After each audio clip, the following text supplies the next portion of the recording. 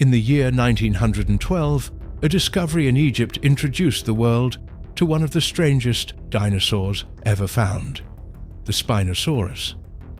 This giant predator would later surprise scientists again and again, as new fossils revealed a very different way of life than anyone had expected. With its long crocodile-like jaws, towering sail, powerful arms and body adapted for life in and around rivers, it became one of the most unusual hunters of the Cretaceous period.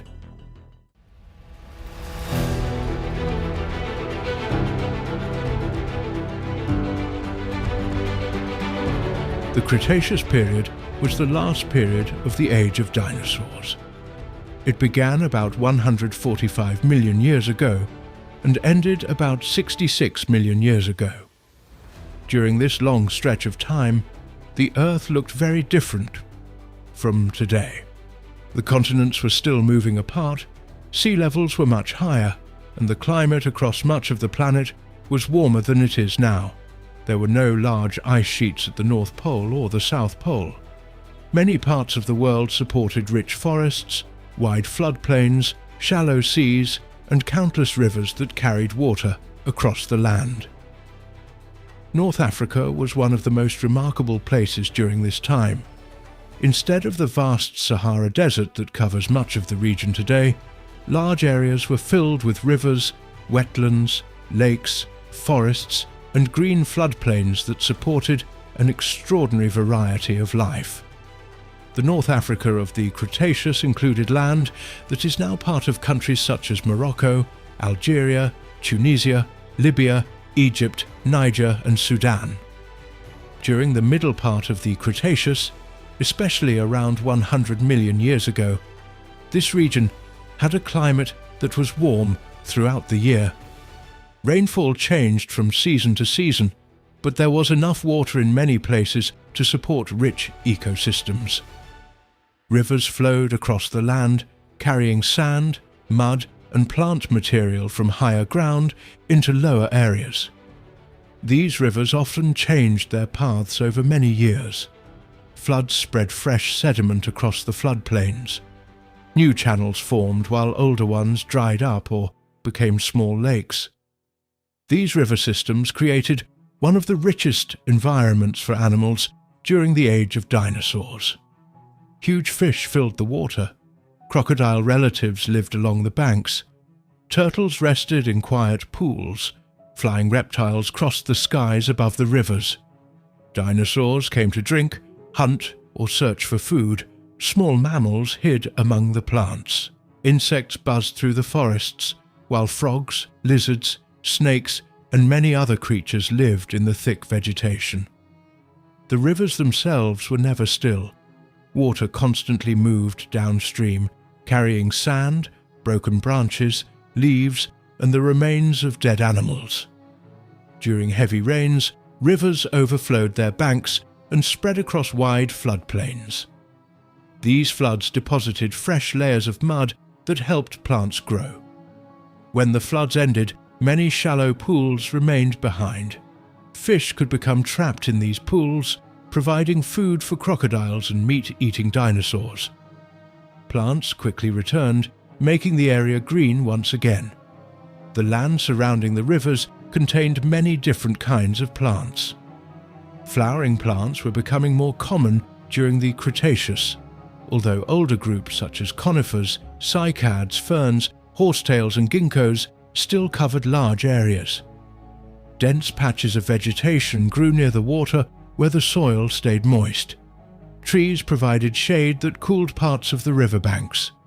Fallen leaves collected on the ground and slowly broke down, adding nutrients to the soil. Ferns covered open spaces beneath the trees, while vines climbed upward toward the sunlight. Some forests were thick enough to block much of the sunlight from reaching the ground. In these shaded places, small animals found protection from larger predators. Tiny mammals searched for seeds, insects, and fruits among the fallen leaves. Early birds rested on branches or searched for food near the water.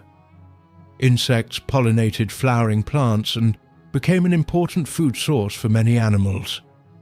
The rivers also supported enormous numbers of fish.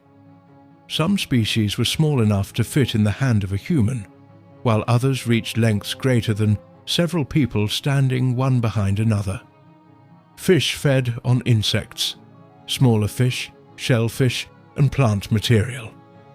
Their numbers made the rivers an attractive hunting ground for many predators. One of the largest fish living in these waters was Morsonia. This giant lobe-finned fish belonged to a very old group that had already existed for millions of years before the Cretaceous. Morsonia had a heavy body, large scales and strong fins. It moved slowly through deeper parts of rivers and lakes. Although it may not have been the fastest swimmer, its great size helped protect it from many predators.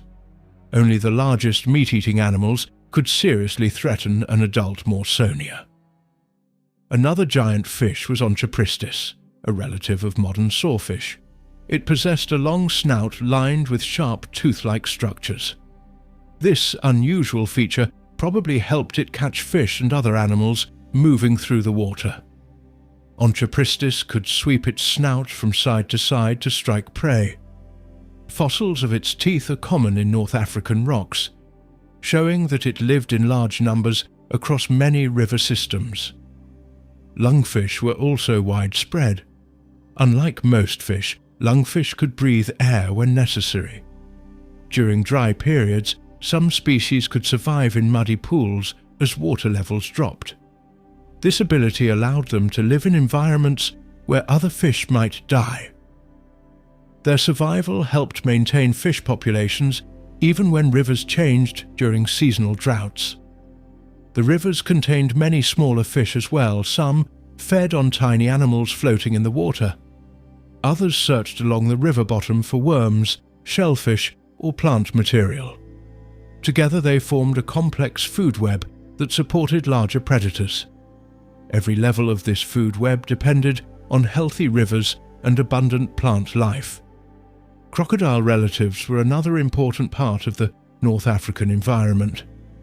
Some resembled modern crocodiles, while others looked very different. Certain species had long, narrow snouts designed for catching fish. Others had stronger jaws, capable of crushing harder prey. A few even showed features suggesting that they spent more time on land than modern crocodiles. These reptiles rested along riverbanks, waiting for animals to approach the water. They could remain almost completely hidden beneath the surface, with only their eyes and nostrils visible. When prey came close, they launched sudden attacks, using powerful jaws. Fish, turtles, smaller dinosaurs, and other animals all faced danger whenever they entered the water. Some crocodile relatives reached impressive sizes. Their bodies allowed them to dominate many parts of the rivers. Even large dinosaurs had to be careful when drinking. Young dinosaurs were especially vulnerable because they were small enough to be dragged into the water. Turtles were common in rivers, lakes, and marshes. They fed on plants, insects, shellfish, fish, and other small animals depending on the species. Strong shells protected them from many predators, although very large crocodiles and meat-eating dinosaurs could still break through these defenses. Turtles laid eggs on sandy banks where sunlight warmed the nests. Many young turtles never reached adulthood because predators searched for eggs and hatchlings. The skies above North Africa were filled with flying reptiles called pterosaurs. These animals were not dinosaurs, although they lived alongside them. Their wings were formed by skin stretched between the body and an extremely long finger. Different species had different sizes. Some were no larger than modern birds, while others had wings wider than many small airplanes. Pterosaurs searched rivers for fish, shellfish, insects, and small animals. Some flew low over the water before diving toward prey. Others walked along muddy banks looking for food. Their lightweight bones helped them fly across long distances in search of suitable feeding areas. Early birds also shared these environments. They were becoming more diverse during the Cretaceous. Some had teeth while others already possessed beaks similar to those of modern birds. Feathers allowed them to fly between trees, escape predators, and search for food in many different habitats. Seeds, insects, fruits, and small animals formed part of their diets. Insects were present everywhere. Dragonflies flew above ponds and rivers, searching for smaller insects. Beetles lived beneath tree bark or inside rotting wood. Ants were becoming more common. Butterflies and moths visited flowering plants. Bees carried pollen between flowers, helping many plant species reproduce. Termites broke down dead wood, returning nutrients to the soil. The forests and wetlands also supported frogs and salamanders. These animals depended on water for reproduction. Their eggs developed in ponds, marshes, or slow-moving streams. Tadpoles fed on plant material before changing into adult frogs. Salamanders hunted insects and other small animals beneath damp logs or among thick vegetation. Lizards occupied many habitats. Some climbed trees, while others searched for insects on the forest floor. Snakes also existed during the Cretaceous, although many early species were smaller than those living today. They hunted rodents, lizards, frogs, eggs, and young birds. Small mammals remained active throughout the forests. Most were much smaller than modern dogs or cats. Many were about the size of mice or rats. They searched for insects, seeds, fruits, and small animals. Some climbed trees while others dug burrows beneath the ground. Living mostly at night reduced the danger from large daytime predators. Among the most famous dinosaurs living in North Africa was Spinosaurus. It was one of the largest meat-eating dinosaurs known. Its long body, powerful tail, long jaws, and cone-shaped teeth suggest that it spent much of its time near or in water. Unlike many other large predators, Spinosaurus appears to have specialized in catching fish, although it likely ate many different animals whenever opportunities appeared. Its jaws contained many straight teeth that were well suited for gripping slippery prey. Sensitive openings near the tip of the snout may have helped detect movement in the water. Strong arms ended in large claws that could hold struggling animals. The tail was deep and broad, helping the dinosaur move through rivers more effectively than many other large meat-eating dinosaurs. Spinosaurus probably spent many hours moving along river channels, shallow lakes, and flooded forests. It may have waited quietly in the water before striking fish with a sudden movement of its jaws. Large fish such as Morsonia and Onchopristis likely formed an important part of its diet. Smaller fish, turtles, crocodile relatives, and the remains of dead animals may also have been eaten. Living beside Spinosaurus was another giant predator called Carcharodontosaurus. This dinosaur possessed enormous jaws, filled with long, blade-like teeth designed for cutting flesh. Unlike Spinosaurus, Carcharodontosaurus probably hunted mostly on land. Large plant-eating dinosaurs likely formed much of its diet, although it may also have scavenged dead animals whenever food was available. Another large predator was Deltadromeus.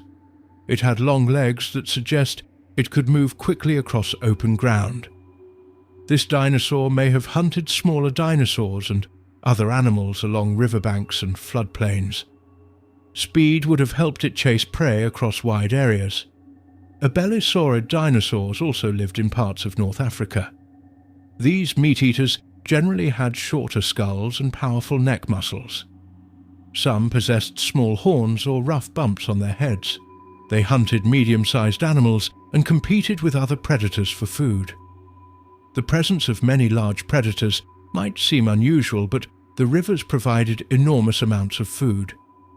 Giant fish filled the waterways. Plant-eating dinosaurs grazed nearby. Crocodile relatives hunted along the banks. Dead animals left behind by floods or disease also became food for scavengers.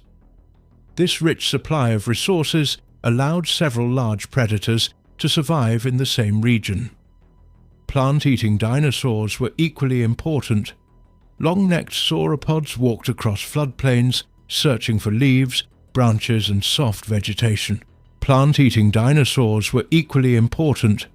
Long-necked sauropods walked across floodplains, searching for leaves, branches and soft vegetation. Their great height allowed them to feed from tall trees. Their enormous bodies required huge amounts of food every day. They spent much of their time moving slowly from one feeding area to another. Some sauropods may have traveled in groups.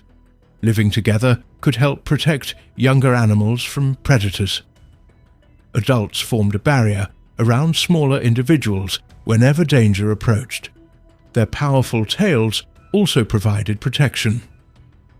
Other plant-eating dinosaurs included ornithopods, which fed on lower vegetation.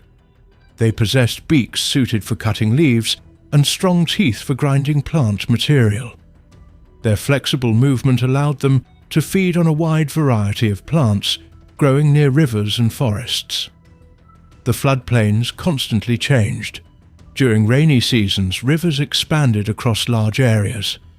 During drier seasons, water levels dropped. Sandbars appeared in river channels. New islands formed temporarily before disappearing during later floods. Plants quickly spread across freshly deposited soil, creating new feeding grounds for herbivores. These seasonal changes influenced animal behavior. Fish moved into flooded forests where food became abundant. Crocodiles followed them. Dinosaurs visited newly flooded areas to feed on fresh vegetation. Birds gathered where insects became plentiful. Every major flood changed the distribution of food throughout the landscape.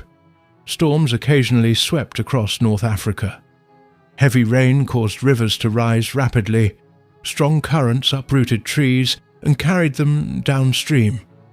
Dead animals could also be washed into rivers, eventually becoming buried beneath layers of mud and sand. These burial events helped preserve fossils that scientists study today. When animals died near rivers, their bodies often became covered by sediment before scavengers completely destroyed them. Bones buried quickly beneath sand or mud had a greater chance of surviving for millions of years. Minerals slowly replaced parts of the original bone, creating fossils that remained hidden beneath the ground until erosion exposed them. The rocks of Morocco and Egypt have yielded many fossils from these ancient river systems. Scientists continue discovering new species, new skeletons, and new evidence showing how these ecosystems functioned. Each discovery adds more information about animals, plants, rivers, and climates that existed during the Cretaceous. The sediments found in North Africa reveal that rivers frequently shifted across broad floodplains. Layers of sandstone often represent ancient river channels, where fast-moving water carried coarse sand. Mudstone layers usually formed in quieter areas, such as floodplains, marshes, or shallow lakes, where fine sediment settled slowly. By studying these rock layers, scientists reconstruct the ancient landscape in remarkable detail. Fossil pollen and fossil leaves provide valuable evidence about ancient vegetation. Different plant species produce distinctive pollen grains that survive long after the plants themselves disappear. These microscopic fossils help scientists identify forests, wetlands, grass-free floodplains, and seasonal environmental changes. Tree growth depended heavily on water availability. Areas close to rivers supported dense forests because groundwater remained near the surface. Regions farther away became drier, supporting fewer trees and more open vegetation. Animals moved between these habitats depending on food availability and seasonal conditions. Wildfires probably occurred from time to time, especially during dry seasons. Lightning strikes could ignite dry vegetation. Fires cleared older plant growth, allowing fresh plants to grow afterward. Many modern ecosystems recover naturally after fires, and evidence suggests ancient ecosystems also experienced similar cycles. The atmosphere during the Cretaceous contained different levels of gases than today. Carbon dioxide levels were generally higher, supporting warm global temperatures. These warm conditions influenced rainfall, plant growth, sea levels, and the distribution of animals across continents. Sea levels remained much higher than modern levels because large ice sheets were absent. Shallow inland seas covered parts of many continents. In North Africa, coastlines shifted over millions of years as sea levels rose and fell. Some river systems eventually emptied into shallow coastal waters rich in marine life. Marine animals occasionally entered river mouths where fresh water mixed with salt water. Likewise, river floods carried plant material and freshwater organisms towards the sea. These connections linked inland ecosystems with coastal environments. The movement of continents also influenced North Africa during the Cretaceous. The land slowly shifted because tectonic plates continued moving across the Earth's surface. Although this movement occurred very slowly, it gradually changed coastlines, mountain ranges, drainage systems, and climate over millions of years. Volcanic activity occurred in some regions during the Cretaceous. Volcanoes released ash and gases into the atmosphere. Fresh volcanic rock eventually broke down into fertile soil that supported plant growth. Although volcanic eruptions sometimes caused local destruction, they also contributed nutrients that benefited ecosystems over long periods. The food chains of North Africa were highly connected. Plants captured sunlight and produced food through photosynthesis. Plant-eating insects fed on leaves. Larger insects ate smaller insects. Fish consumed insects and smaller fish. Crocodiles hunted fish and land animals. Dinosaurs occupied many different feeding roles. When organisms died, bacteria and fungi broke down their remains, returning nutrients to the environment. Scavengers also played an important role. Small meat-eating dinosaurs, crocodiles, insects, and other animals fed on dead bodies. This reduced waste and helped recycle nutrients into the ecosystem. Bones that escaped complete destruction sometimes became buried and preserved as fossils. Young dinosaurs faced many dangers. Eggs laid in nests attracted predators searching for easy meals. Newly hatched dinosaurs were small enough to become prey for birds, crocodiles, lizards, mammals, and larger dinosaurs. Only a small number survived long enough to reach adulthood. Parents of some dinosaur species probably cared for their young after hatching. Fossil discoveries from different parts of the world suggest that certain dinosaurs guarded nests, protected hatchlings, or remained with family groups. Such behavior may also have existed among some North African species, although direct evidence remains limited. Migration may have occurred among certain animals. Seasonal rainfall influenced water levels, plant growth, and food availability. Some dinosaurs likely moved between feeding grounds following fresh vegetation. Fish also shifted between rivers, lakes, and flooded forests depending on changing water conditions. Parasites lived throughout these ecosystems as well. Small organisms fed on the blood, skin, or internal tissues of larger animals. Although rarely preserved as fossils, parasites were undoubtedly an important part of the ancient environment, influencing the health and survival of many species. Disease also affected ancient animals. Bacteria, viruses, fungi, and parasites likely caused illnesses just as they do today. Injuries from fights, hunting accidents, or infections sometimes left marks on fossil bones.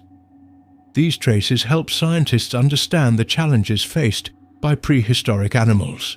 Competition for food occurred constantly. Large predators sometimes encountered one another along riverbanks where fish gathered. Crocodiles competed with fish-eating dinosaurs.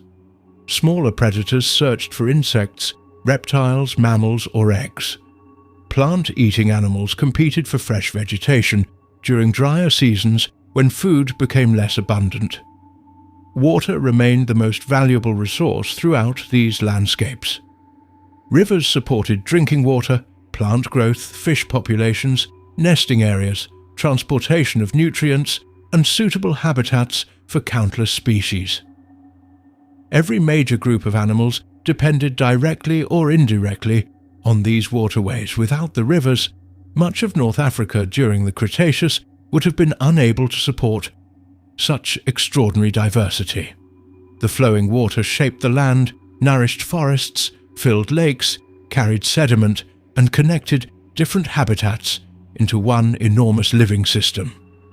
The ancient river networks created ideal conditions for some of the largest dinosaurs, giant fish, crocodile relatives, early birds, flying reptiles, mammals, insects, and plants to thrive together across millions of years.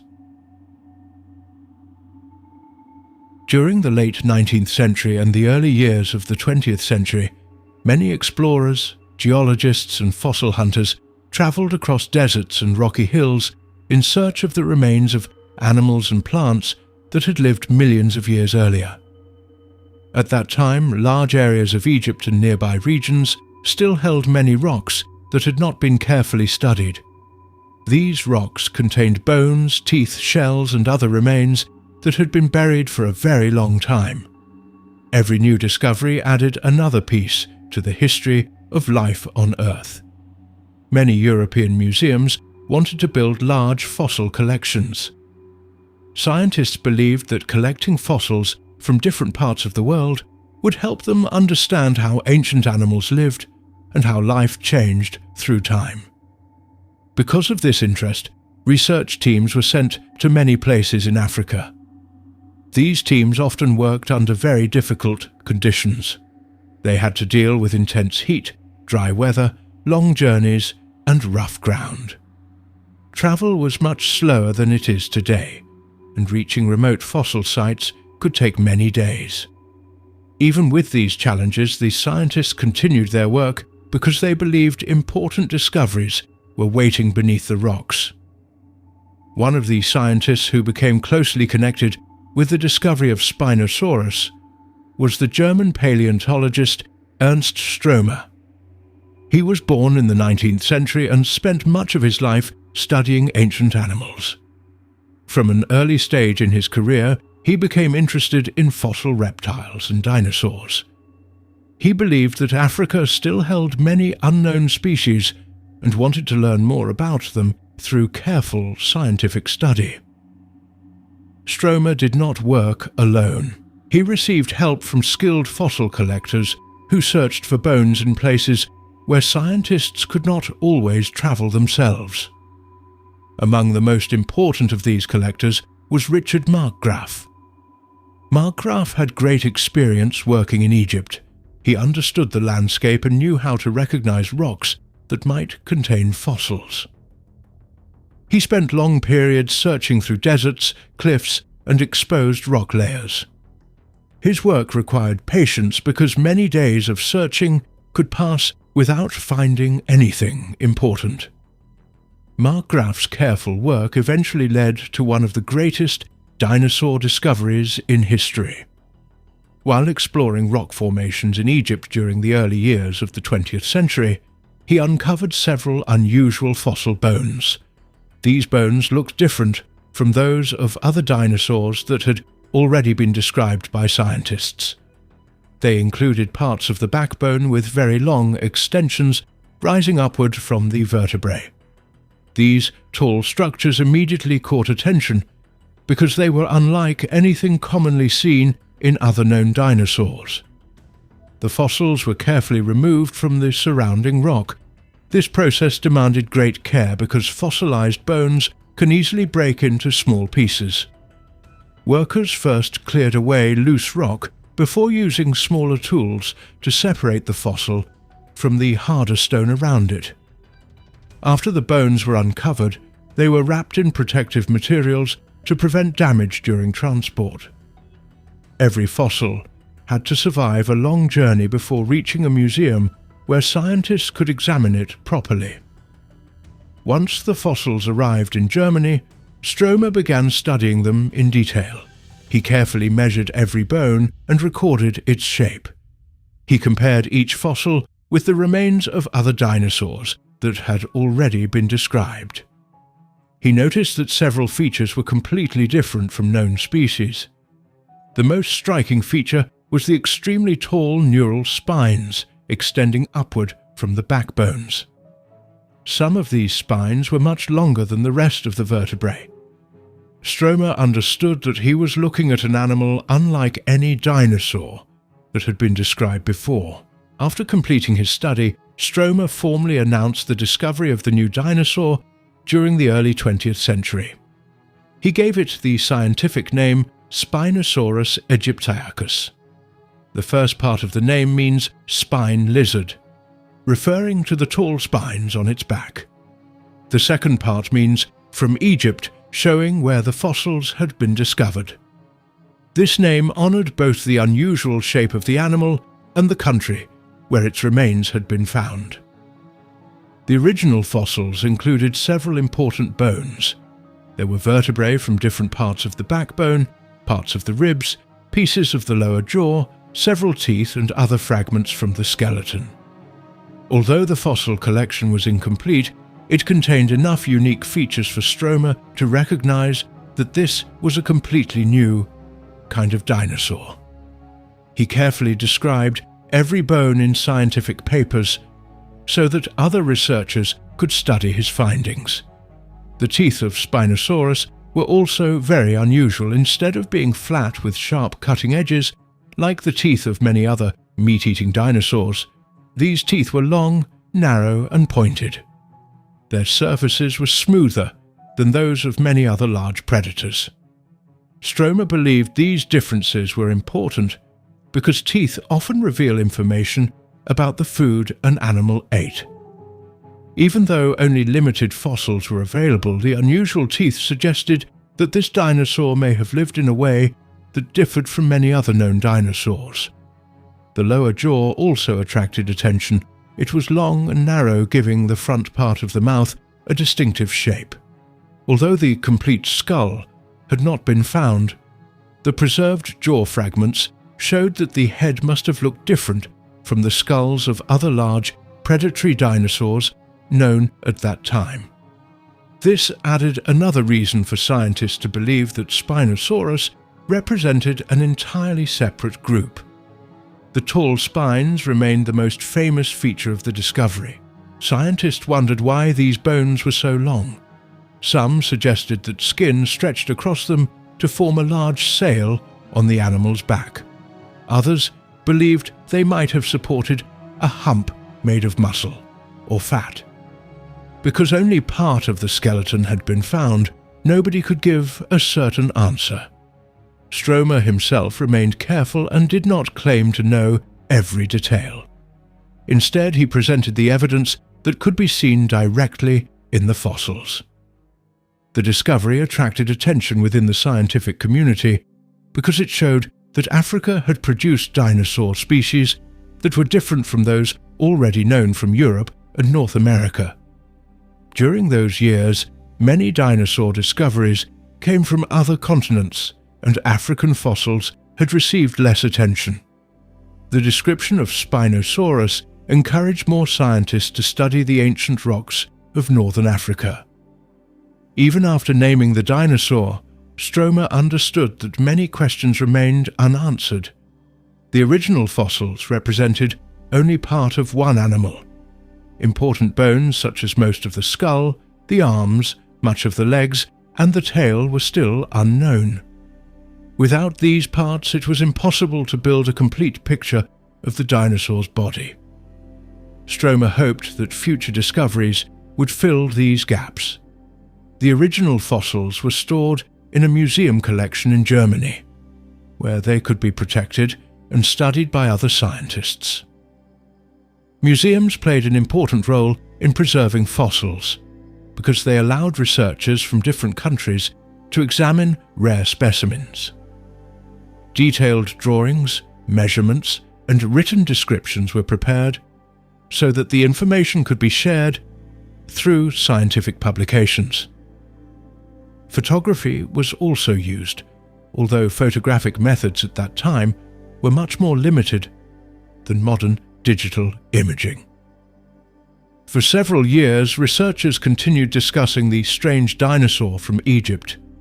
Since so few fossils were available, every detail received careful attention. Scientists examined the shape of each vertebra, each tooth, and each jaw fragment. Different ideas were proposed about the animal's appearance, movement, and feeding habits. Because evidence was limited, many of these ideas remained uncertain. As the years passed, political conditions in Europe became increasingly unstable. International tensions grew stronger, and scientific work became more difficult in many places. Museums continued protecting valuable collections, but there was growing concern that war could place these collections in danger. Fossils that had survived underground for millions of years suddenly faced a new threat created by human conflict. When the Second World War began during the 20th century, many museums across Europe faced serious risks. Valuable collections of fossils, historical objects, paintings, books, and scientific records became vulnerable to bombing. Museum workers tried to protect as many items as possible, but moving large collections was not always easy. Some objects remained inside museum buildings because there was not enough time, space, or safe transportation to remove everything. The museum that housed the original Spinosaurus fossils eventually became one of the buildings affected by wartime bombing. During an air raid, bombs struck the building, causing major destruction. Fire and collapsing structures destroyed many valuable collections that had been gathered over many decades.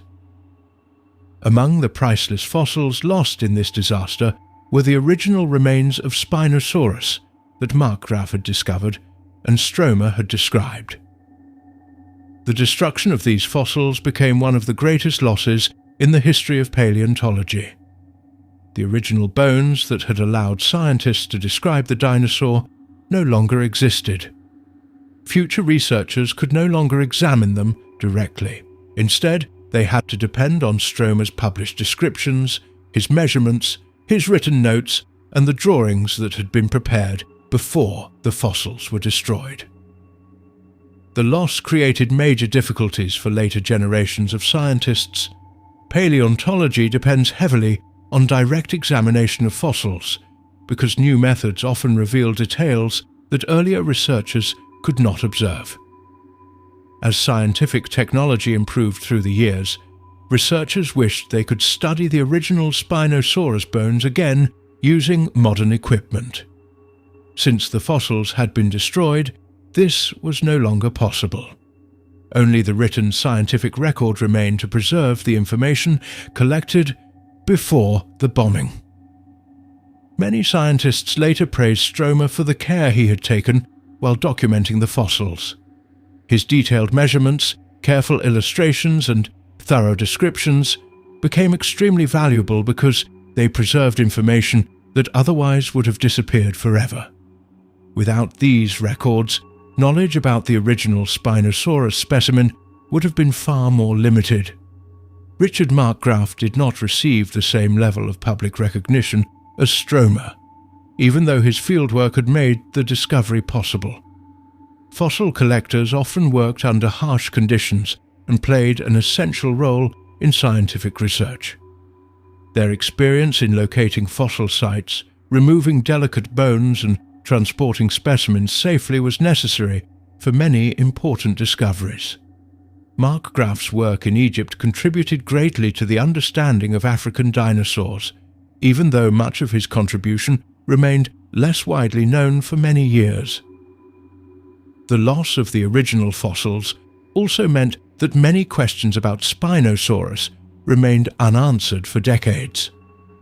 Scientists continued searching northern Africa in the hope of finding additional fossils that could replace what had been destroyed.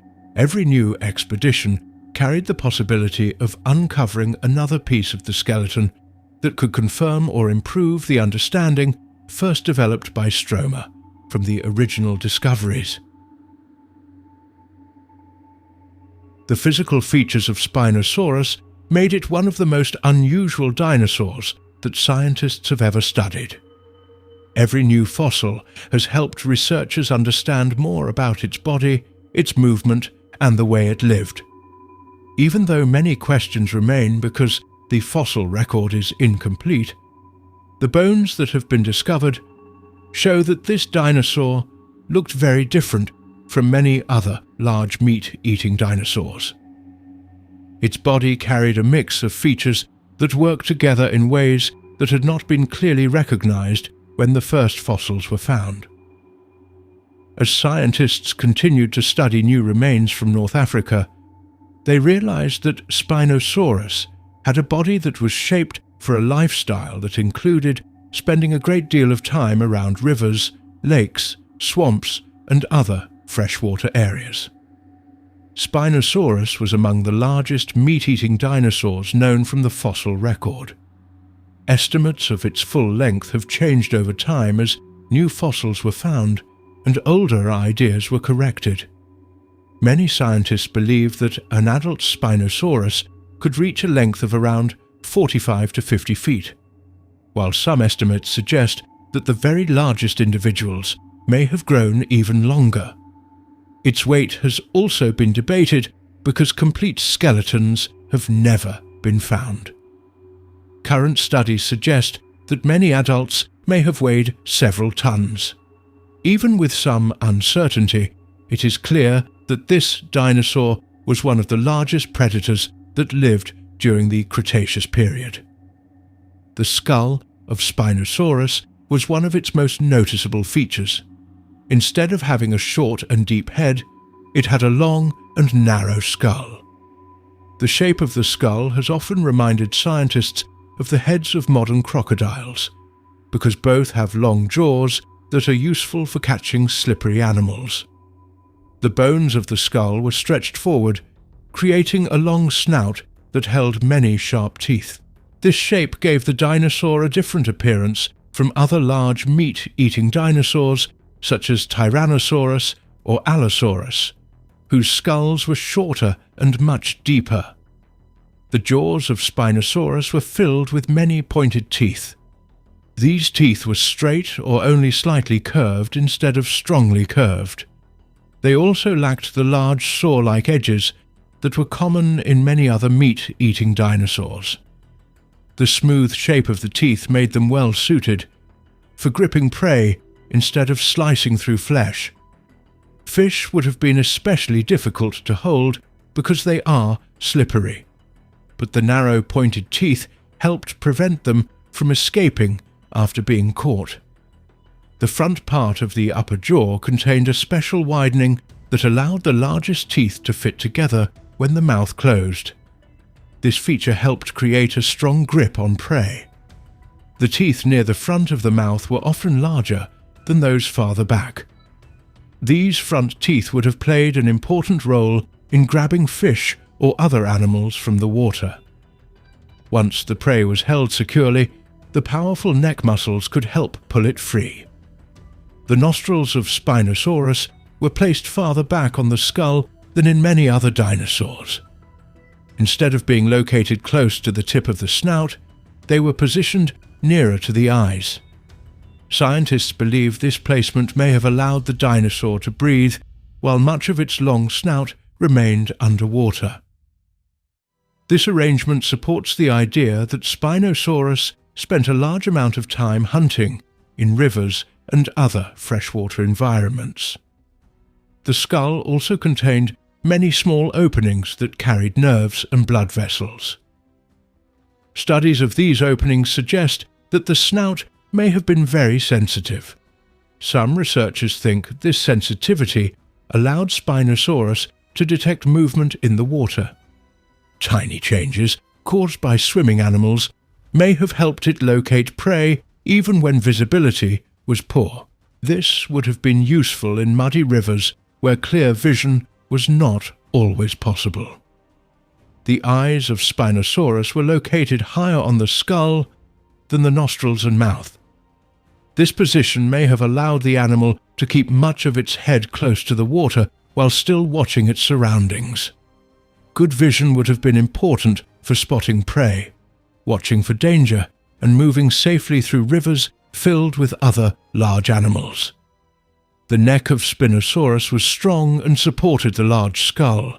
The neck bones allowed enough flexibility for the dinosaur to move its head quickly while hunting. At the same time, the neck had to support the weight of the long jaws. Strong muscles attached to the neck bones helped provide the force needed for catching prey and lifting it from the water. The body of Spinosaurus was long and deep. Its chest was large enough to hold powerful muscles and large internal organs. The rib cage protected the heart, lungs, and other important organs, while also providing attachment points for muscles that controlled movement. The overall shape of the body differed from many other large meat-eating dinosaurs because it was longer and lower. The backbone of Spinosaurus was one of the most famous parts of its skeleton. Tall spines rose upward from many of the back vertebrae. These bone spines formed the support for the large sail that stretched across much of the animal's back. Some of these spines reached lengths of more than 5 feet. The sail became the feature that made Spinosaurus instantly recognizable. The sail probably changed the appearance of Spinosaurus more than any other feature. It rose high above the back and would have been visible from a great distance. If it carried bright colors or patterns, it may have been even more noticeable, although no direct fossil evidence preserves its color. The vertebrae that supported the sail were strong enough to hold these tall spines. Their shape allowed the backbone to support the weight of the body, while also carrying the unusual structure above it. Careful study of these bones has shown that they were part of the dinosaur's normal body plan, rather than the result of disease or injury. The shoulders of Spinosaurus were heavily built. Strong shoulder bones supported large muscles that powered the front limbs. These muscles helped move the arms during hunting, walking, and handling prey. The shoulder region had to remain stable because the front limbs may have been used often while catching animals near the water. The arms of Spinosaurus were much stronger than many early scientists expected. Fossils show that the upper arm bones were thick and powerful. Strong muscles attached to these bones, giving the animal impressive strength. Unlike some later meat-eating dinosaurs that had very small arms, Spinosaurus kept large functional front limbs. Each hand carried large claws. The thumb claw was especially large and strongly curved. These claws may have been useful for holding struggling prey, digging into soft ground, or helping the animal steady itself while moving through muddy riverbanks. The claws would also have served as effective defensive weapons if necessary. The wrists allowed enough movement for the hands to grasp objects. Although Spinosaurus could not move its hands with the same freedom seen in mammals, its front limbs still provided important support during feeding. The arms probably worked together with the jaws to secure prey before it escaped. The bones of the front limbs were dense and solid. Dense bones have been found throughout much of the skeleton.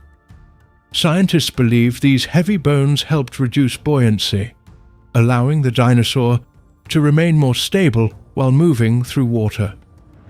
Instead of floating too easily, the body could stay lower in the water, making swimming and underwater movement easier. The hips supported the weight of the body and connected the backbone to the hind legs.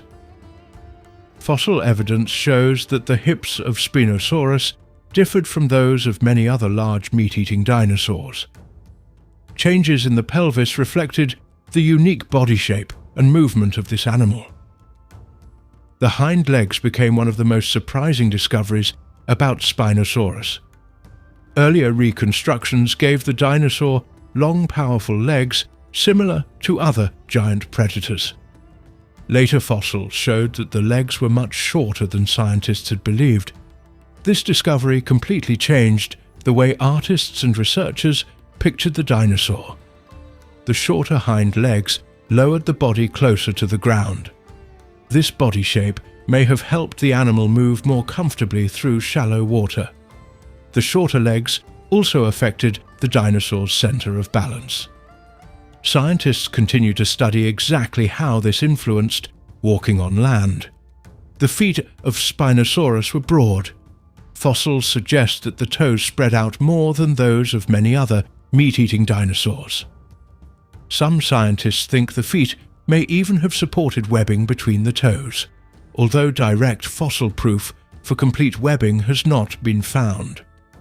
Broader feet would have provided better support on muddy ground, and may also have improved movement through water. The claws on the feet were sturdy and helped provide grip while walking along riverbanks or across soft ground. Good traction would have been valuable in wet environments where slippery surfaces were common. The tail of Spinosaurus became another major discovery when new fossils were described.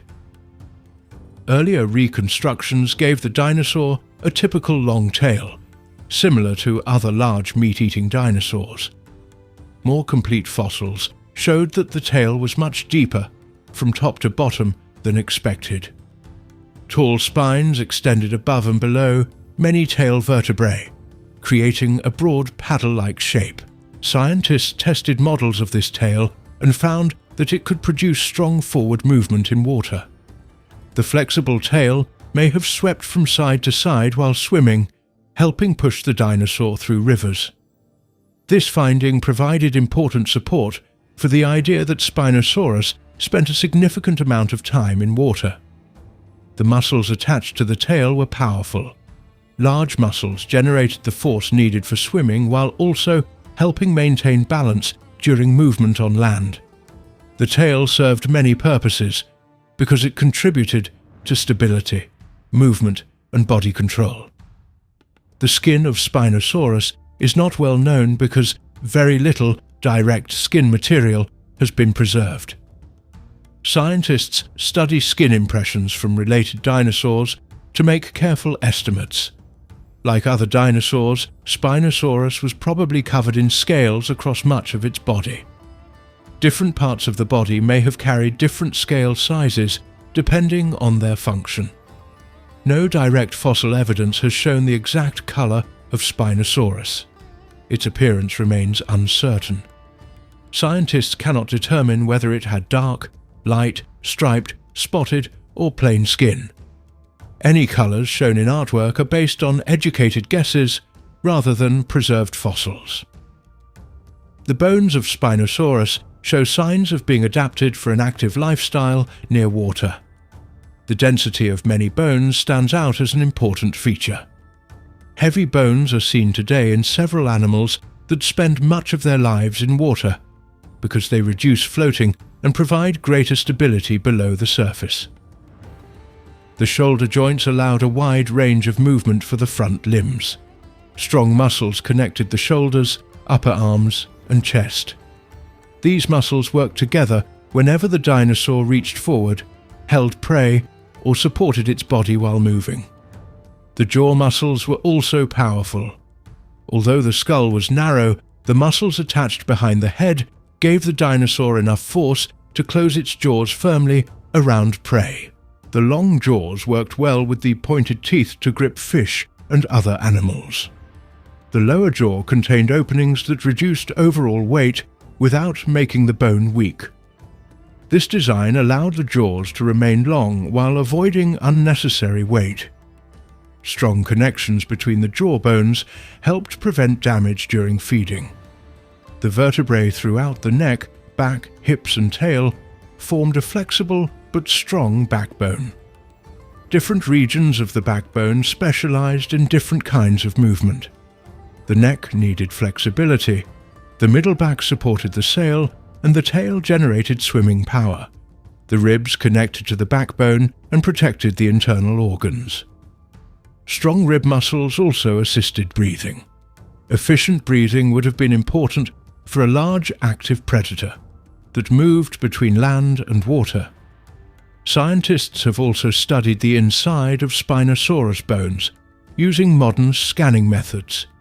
These studies provide information about bone thickness and internal structure without damaging valuable fossils. The results support the idea that much of the skeleton was unusually dense. The skull bones fit together tightly while still leaving openings for nerves, blood vessels and muscles. Every part of the skull contributed to its overall strength.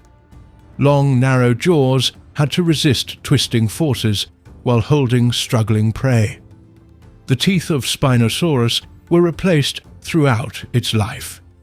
Like many reptiles, worn or broken teeth could be replaced by new ones growing beneath the old teeth. This constant replacement helped keep the jaws effective even after years of catching prey. The growth of Spinosaurus likely continued for many years before full adulthood. Bone studies suggest that young individuals gradually developed into very large adults through steady growth. As the body increased in size, the muscles, bones and joints strengthened to support the increasing weight. Young Spinosaurus probably looked similar to adults, but much smaller. Their proportions may have changed somewhat during growth, although more fossils of young individuals are needed to fully understand these changes. The balance of the body depended on the interaction between the heavy skull, long tail, sail, torso, and limbs.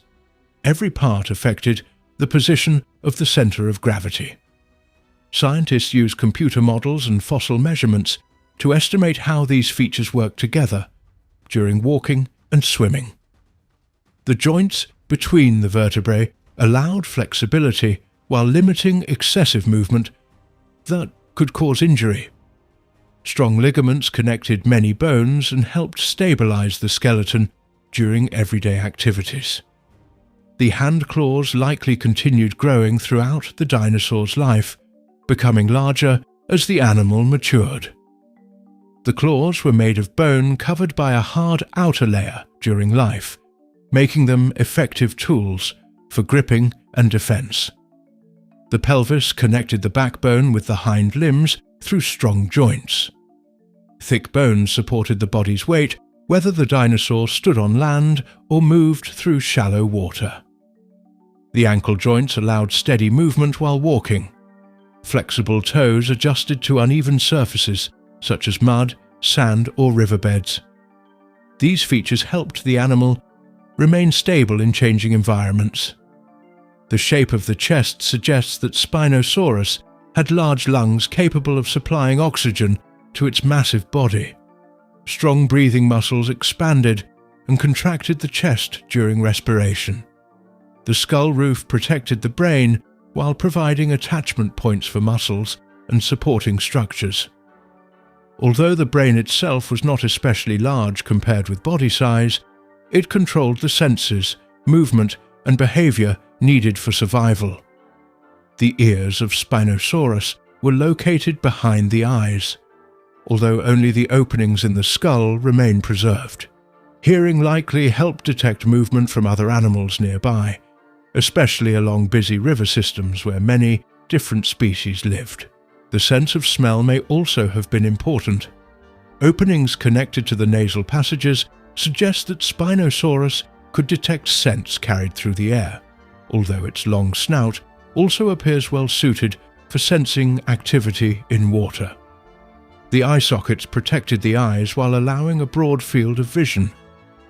Good eyesight would have supported hunting both during daylight and in lower light conditions near water, although scientists continue studying exactly how well the dinosaur could see. The large body required a strong heart to move blood throughout the animal. While soft organs do not fossilize under normal conditions, the size of the skeleton allows scientists to estimate that the heart and other organs were well developed enough to support such a large predator. The digestive system had to process a diet that probably included fish and other animals. Strong stomach acids and digestive organs would have broken down meat, bones and other tissues after feeding. The muscles covering the body were attached to rough areas on the bones where tendons connected. These attachment marks help scientists estimate muscle size and strength, even though the muscles themselves have disappeared. Every fossil discovery has added new details to the picture of Spinosaurus. Early discoveries focused mainly on the skull and backbone, while later discoveries revealed more information about the legs, hips, tail, and other parts of the skeleton.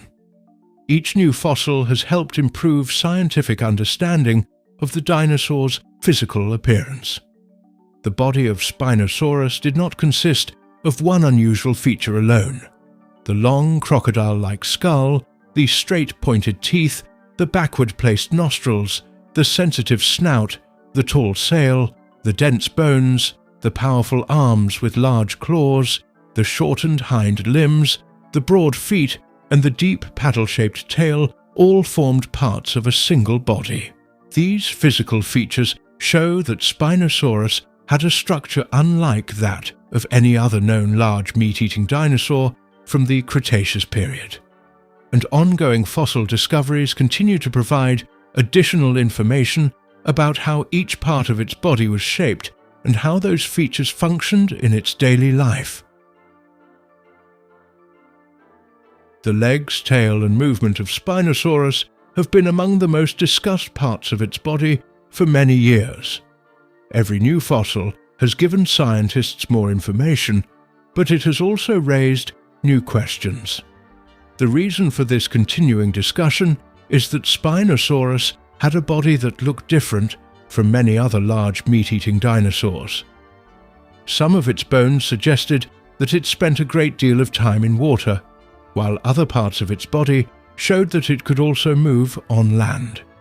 Because scientists have not yet found one complete skeleton from a single animal, they have had to study many different fossil pieces from different places and different times. They have also used modern technology to study how the bones fit together and how the animal may have walked, stood, swam, rested, and hunted. The legs of Spinosaurus immediately attracted attention because they appeared to be much shorter than people expected from a giant meat-eating dinosaur. Earlier reconstructions of Spinosaurus showed it standing with long, powerful legs, much like other well-known large predators. This was because only a limited number of fossils were available during the early years of research. Scientists had to fill many gaps with educated guesses. They often based those guesses on the bodies of other large theropod dinosaurs, because there was not enough direct evidence from Spinosaurus itself. As more fossils were discovered, researchers realized that the hind legs of Spinosaurus were shorter than they had first believed. The upper leg bone, lower leg bones, and bones of the feet all showed that the back legs were not as long as those of many other large meat-eating dinosaurs. This discovery changed many ideas about how the animal carried its weight and how it moved through its environment. The shorter hind legs meant that the hips were closer to the ground than scientists had previously imagined. This lower body position affected the animal's center of balance. The body may have leaned forward differently than earlier reconstructions suggested. Because of this, scientists began studying whether Spinosaurus was better suited for moving through shallow rivers, muddy banks, wetlands, and areas with soft ground, instead of spending all of its time running across open land. The bones of the hind legs were still strong even though they were shorter. Strong bones were necessary because Spinosaurus was an enormous animal with great body weight. Every step required the legs to support the entire body, while also allowing the animal to remain stable. Thick bones reduced the chance of injury and helped carry heavy loads during movement. The joints of the legs also provided important clues. Scientists carefully examined the surfaces where the bones met because these areas showed how the legs could bend and rotate. The shape of these joints suggested that the legs were built for supporting weight, rather than making long, powerful running strides. The movement of each joint was limited by the shape of the bones and the soft tissues that once surrounded them. Muscles attached to rough areas on the bones. Although the muscles themselves were not preserved, the marks left behind helped scientists estimate their size and position. These muscle attachment points suggested that the hind legs had enough strength for walking, standing, and pushing through water. At the same time, they did not indicate the kind of muscle arrangement usually associated with very fast-running animals. The feet of Spinosaurus have also become an important part of this discussion. Fossil footprints directly linked to Spinosaurus have not been found with complete certainty, so scientists rely mainly on fossil foot bones. These bones show that the feet were broad. Broad feet would have spread the animal's weight over a larger area. This may have reduced sinking into soft mud along riverbanks and floodplains. Some researchers have suggested that the feet may even have had skin connecting the toes. Soft tissues like skin almost never become fossils, so there is no direct proof. This idea comes from studying animals that live near water today. If Spinosaurus had webbed feet, they may have helped provide extra support, while walking on soft ground or while moving slowly through water. Since no preserved webbing has been found, this idea remains a possibility, rather than an established fact. The claws on the feet were also important. They would have provided grip on wet ground, muddy banks, and uneven surfaces. Sharp claws could dig slightly into soft soil, helping the animal avoid slipping while entering or leaving rivers. Stable footing would have been valuable for such a large animal because losing balance could have caused serious injury. The shorter hind legs raised another question. If Spinosaurus had relatively short back legs, how did it move quickly enough to catch prey on land? Some scientists suggested that it probably did not depend on speed in the same way as many other large predators. Instead, it may have relied more on patience, careful movement, and sudden attacks when prey came close enough. The front legs were much longer than many people expected. These powerful arms ended in large claws that were useful for catching struggling animals. When standing, the front part of the body carried considerable weight. Strong shoulder muscles helped support these heavy limbs, while also allowing the arms to pull prey closer. The balance between the front and back parts of the body became an important subject of study. The long skull, strong neck, large sail, heavy body, and long tail all affected where the animal's weight was centered. Scientists created computer models to estimate how these different body parts work together. Small changes in the estimated weight of one body part could shift the center of balance enough to influence the entire reconstruction. The tail became one of the most important discoveries in recent years. Earlier reconstructions often showed a fairly ordinary dinosaur tail that became thinner toward the end. New fossil discoveries revealed something very different. The bones supporting the tail had very tall extensions above and below them. These created a deep tail that was much taller than scientists had expected. This deep tail immediately suggested that it had an important purpose. The shape increased the surface area of the tail, allowing it to push against water more effectively. Computer studies showed that a large flexible tail could generate considerable force during side-to-side movement. This made many scientists believe that the tail served as a major source of power while swimming. Instead of acting only as a balance during walking, the tail may have become one of the main tools for moving through rivers. As the muscles contracted from side to side, the tail could have pushed water backward, moving the body forward. Many living aquatic animals use this general method of swimming, although the exact movement of Spinosaurus remains uncertain. The tail bones showed strong attachment points for muscles. These muscles would have filled much of the tail, giving it strength while still allowing flexibility. Flexible joints between the tail vertebrae permitted smooth side-to-side motion without making the tail weak. Scientists tested digital models of the tail by creating computer simulations. They measured how much force different tail shapes could produce when moving through water. These studies suggested that the unusual deep tail generated more forward movement than earlier tail reconstructions. The discovery of this tail changed many opinions. Some researchers became more confident that Spinosaurus spent much of its time swimming. Others agreed that the tail improved swimming ability, but believed the animal still relied heavily on walking along riverbanks. The evidence supported improved swimming, but exactly how much time the animal spent in water remained uncertain. The tail also helped with balance while standing on land. Every large animal must distribute its weight carefully. A long tail extending behind the body helped balance the heavy skull and neck extending in front. This balance reduced stress on the legs and helped maintain stability while standing still or moving slowly. When turning, the tail probably played an important role as well. Large animals cannot change direction instantly. The tail could shift slightly as the body turned, helping control balance throughout the movement.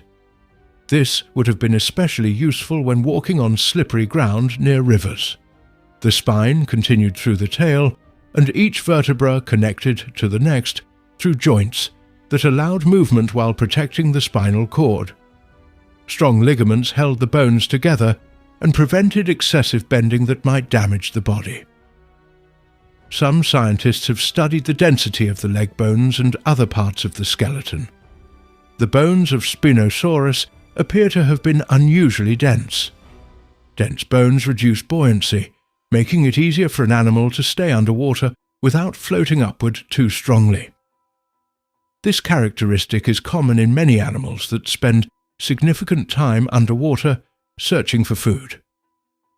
The dense bones supported the idea that Spinosaurus entered water frequently. However, dense bones alone cannot tell scientists exactly how the animal moved. Bone density provides only one piece of the larger picture. Scientists also examined how the body floated in computer models. They estimated the weight of muscles, skin, organs, fat, lungs, and other soft tissues that were not preserved. These estimates allowed them to calculate how the animal might float or sink. Different assumptions produce different results, showing how sensitive these models can be.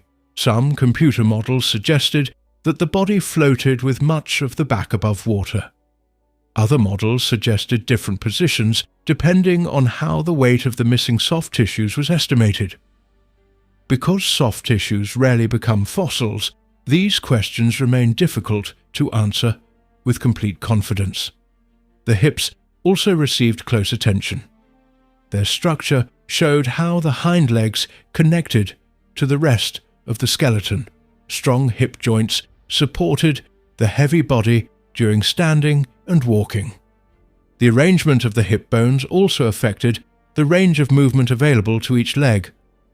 Walking requires careful coordination between the hips, knees, ankles, feet, spine, neck, and tail. Every step shifts body weight from one leg to the other. Scientists use computer animations to test whether reconstructed skeletons remain balanced throughout each step. Some reconstructions showed smooth walking patterns, while others revealed possible balance problems. Researchers adjusted muscle size, body weight, posture, and joint angles many times to see which combinations produced realistic movement. The neck also influenced walking. A long neck carrying a heavy skull affected the center of gravity. Small movements of the head changed the balance of the entire body. When reaching toward prey or lowering the head to the water, the legs and tail needed to adjust accordingly. The large sail on the back added another factor. Although the sail itself was relatively light, because it was supported by thin bones and soft tissue, it still influenced airflow, balance, and body shape. Scientists continue studying whether the sail affected movement in any significant way. Another important question concerns speed. Earlier illustrations often showed Spinosaurus running rapidly across open land. More recent studies generally suggest slower movement. The shorter hind legs, heavy body, and overall proportions indicate that fast running was probably not its greatest strength. Walking at a steady pace appears much more likely. Steady movement would have allowed the animal to travel between rivers, search for food, patrol territory, and move through forests and wetlands without requiring high speed. Running places enormous forces on bones and joints. Scientists calculate these forces using estimated body weight and limb length. Some calculations suggest that the stresses on the hind legs during fast running would have been extremely high. This has led many researchers to question whether rapid running was physically practical. The environment where Spinosaurus lived also influences these discussions. Rivers, floodplains, shallow lakes, marshes and muddy shorelines do not always require a high running speed. Careful movement may have been more useful than fast pursuit under such conditions. Fish formed an important part of the diet according to much of the available evidence. Catching fish often depends on timing and positioning rather than chasing prey over long distances. Standing quietly in shallow water or moving slowly along the riverbank may have increased hunting success. The powerful tail may have helped during underwater hunting. Quick sideways movements could provide bursts of speed when closing the final distance to prey. The strong arms and long jaws then completed the capture. Scientists continue debating how deeply Spinosaurus entered water. Some believe it regularly swam in deeper rivers. Others think it mainly stayed in shallow water, where its feet could still touch the bottom, while the tail provided additional movement. The position of the nostrils has also been discussed in relation to movement. The nostrils were placed farther back on the skull than once believed. This arrangement may have allowed breathing while much of the snout remained close to the water surface during hunting. Vision also mattered during movement. The eyes needed to provide useful information both above and near the water. Coordinating vision with head movement, neck muscles, body posture, and leg placement helped the animal navigate its surroundings. Every fossil discovery has the potential to change current ideas. A newly discovered leg bone, hip bone, tail vertebra, or foot bone can provide information that affects entire body reconstructions. This is why scientific understanding continues to develop rather than remain fixed. Researchers often work together across many countries. Fossils from different museum collections are scanned, photographed, measured, and shared digitally. High-resolution scans allow scientists to study bones without transporting fragile fossils over long distances. Three-dimensional printing has become another valuable tool. Scientists create full-size copies of bones so they can build complete skeletons using replicas instead of the original fossils. These physical models allow researchers to test posture, balance, and movement more directly. Computer software has greatly improved movement studies. Digital skeletons can be given estimated muscles and joints. Researchers then test how each joint bends and how far each limb can move without the bones colliding. These studies provide useful limits on possible movements. Despite these advances, many uncertainties remain because muscles, skin, tendons, cartilage, and internal organs are rarely preserved. Scientists must estimate these missing tissues using evidence from living reptiles and birds, which are the closest living relatives of dinosaurs. Different research teams sometimes reach different conclusions even when studying the same fossils. This does not necessarily mean one group is completely right and the other completely wrong. Instead, each team may make different, reasonable assumptions about missing information. Some studies emphasize swimming ability, while others place greater emphasis on walking ability. Many scientists now think that Spinosaurus was capable of both. The exact balance between life on land and life in water remains one of the biggest questions. The debate has continued because every piece of evidence must fit together. The legs, feet, hips, spine, tail, bone density, skull, neck, muscles and environment all contribute to the final picture. If one part changes, the interpretation of other parts may also change. Young Spinosaurus individuals probably moved somewhat differently from fully grown adults. Smaller bodies are usually lighter and easier to balance. As the animal grew larger, its movement patterns likely changed gradually, along with its increasing body weight and muscle strength. Growth rings inside fossil bones help scientists estimate age.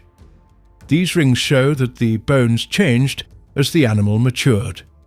Muscle attachments became larger, bones became thicker, and body proportions may have shifted during development. Injuries found on fossil bones may also provide clues about movement. Healed fractures or damaged joints show that some individuals survived accidents or physical stress. These healed injuries demonstrate that the bones could recover after significant damage if the animal lived long enough. Trackways would provide valuable information if confirmed Spinosaurus footprints were discovered in the future.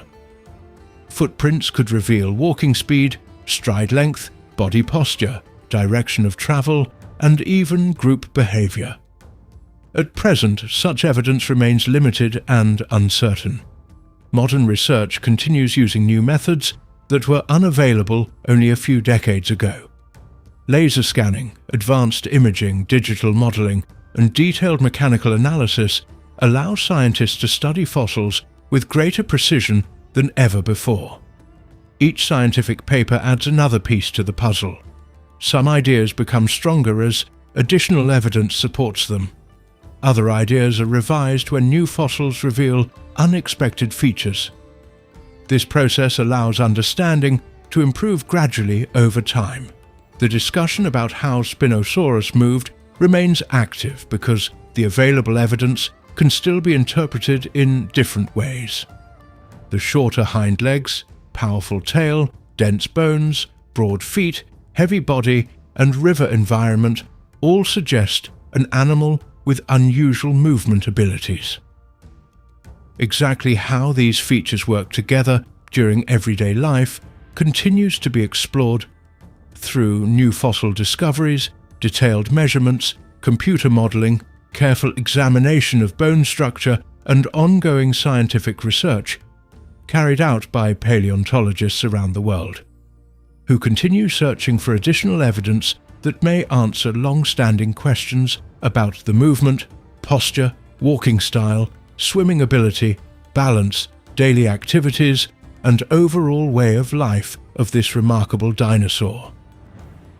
Strong arms and massive claws were among the most important parts of the daily life of many prehistoric animals.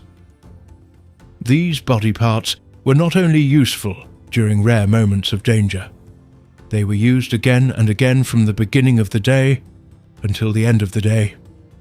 Every movement, every search for food, every attempt to stay alive, and every effort to protect themselves depended on the strength and ability of these powerful limbs.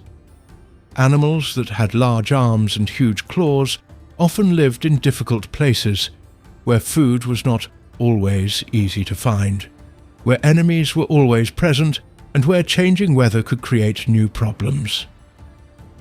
their bodies slowly changed over very long periods of time as each new generation passed useful features to the next. Over many millions of years, stronger arms and larger claws became important parts of survival for many different kinds of animals. The shape of the arms depended on the kind of animal and the place where it lived.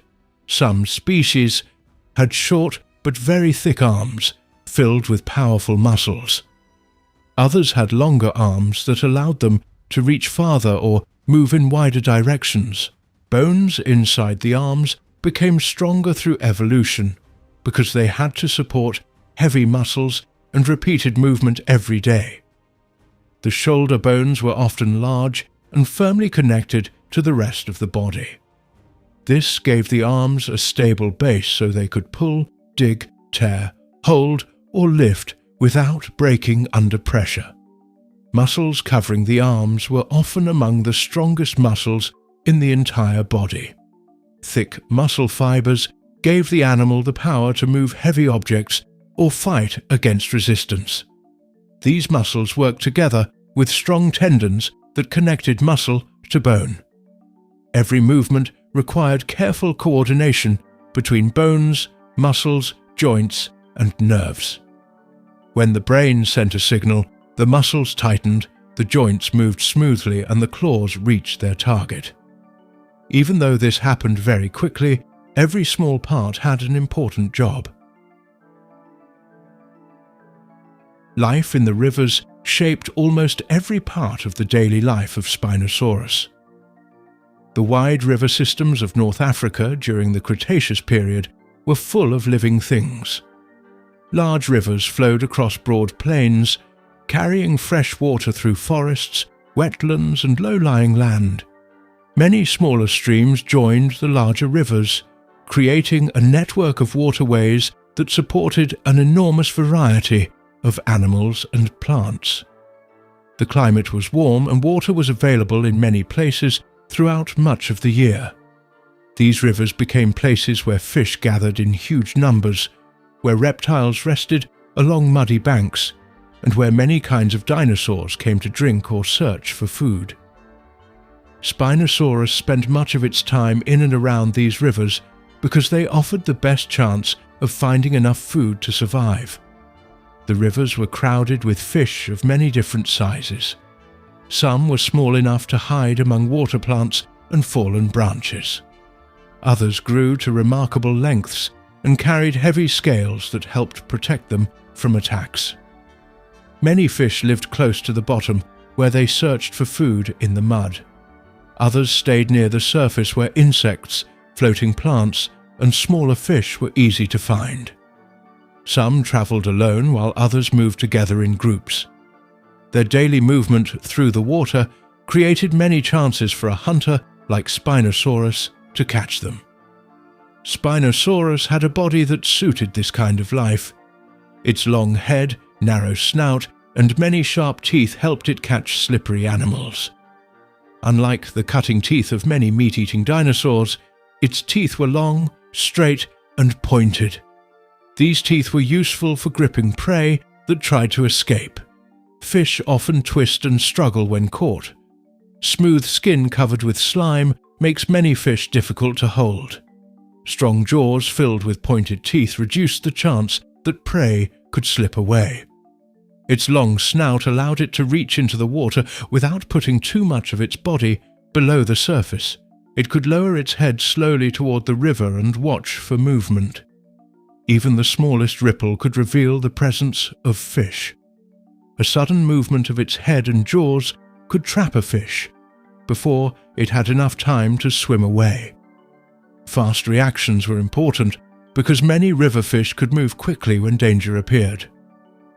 Scientists believe that Spinosaurus probably hunted in several different ways, depending on the depth of the water, the size of the prey, and the conditions of the river. In shallow water, it may have stood quietly while waiting for fish to come close.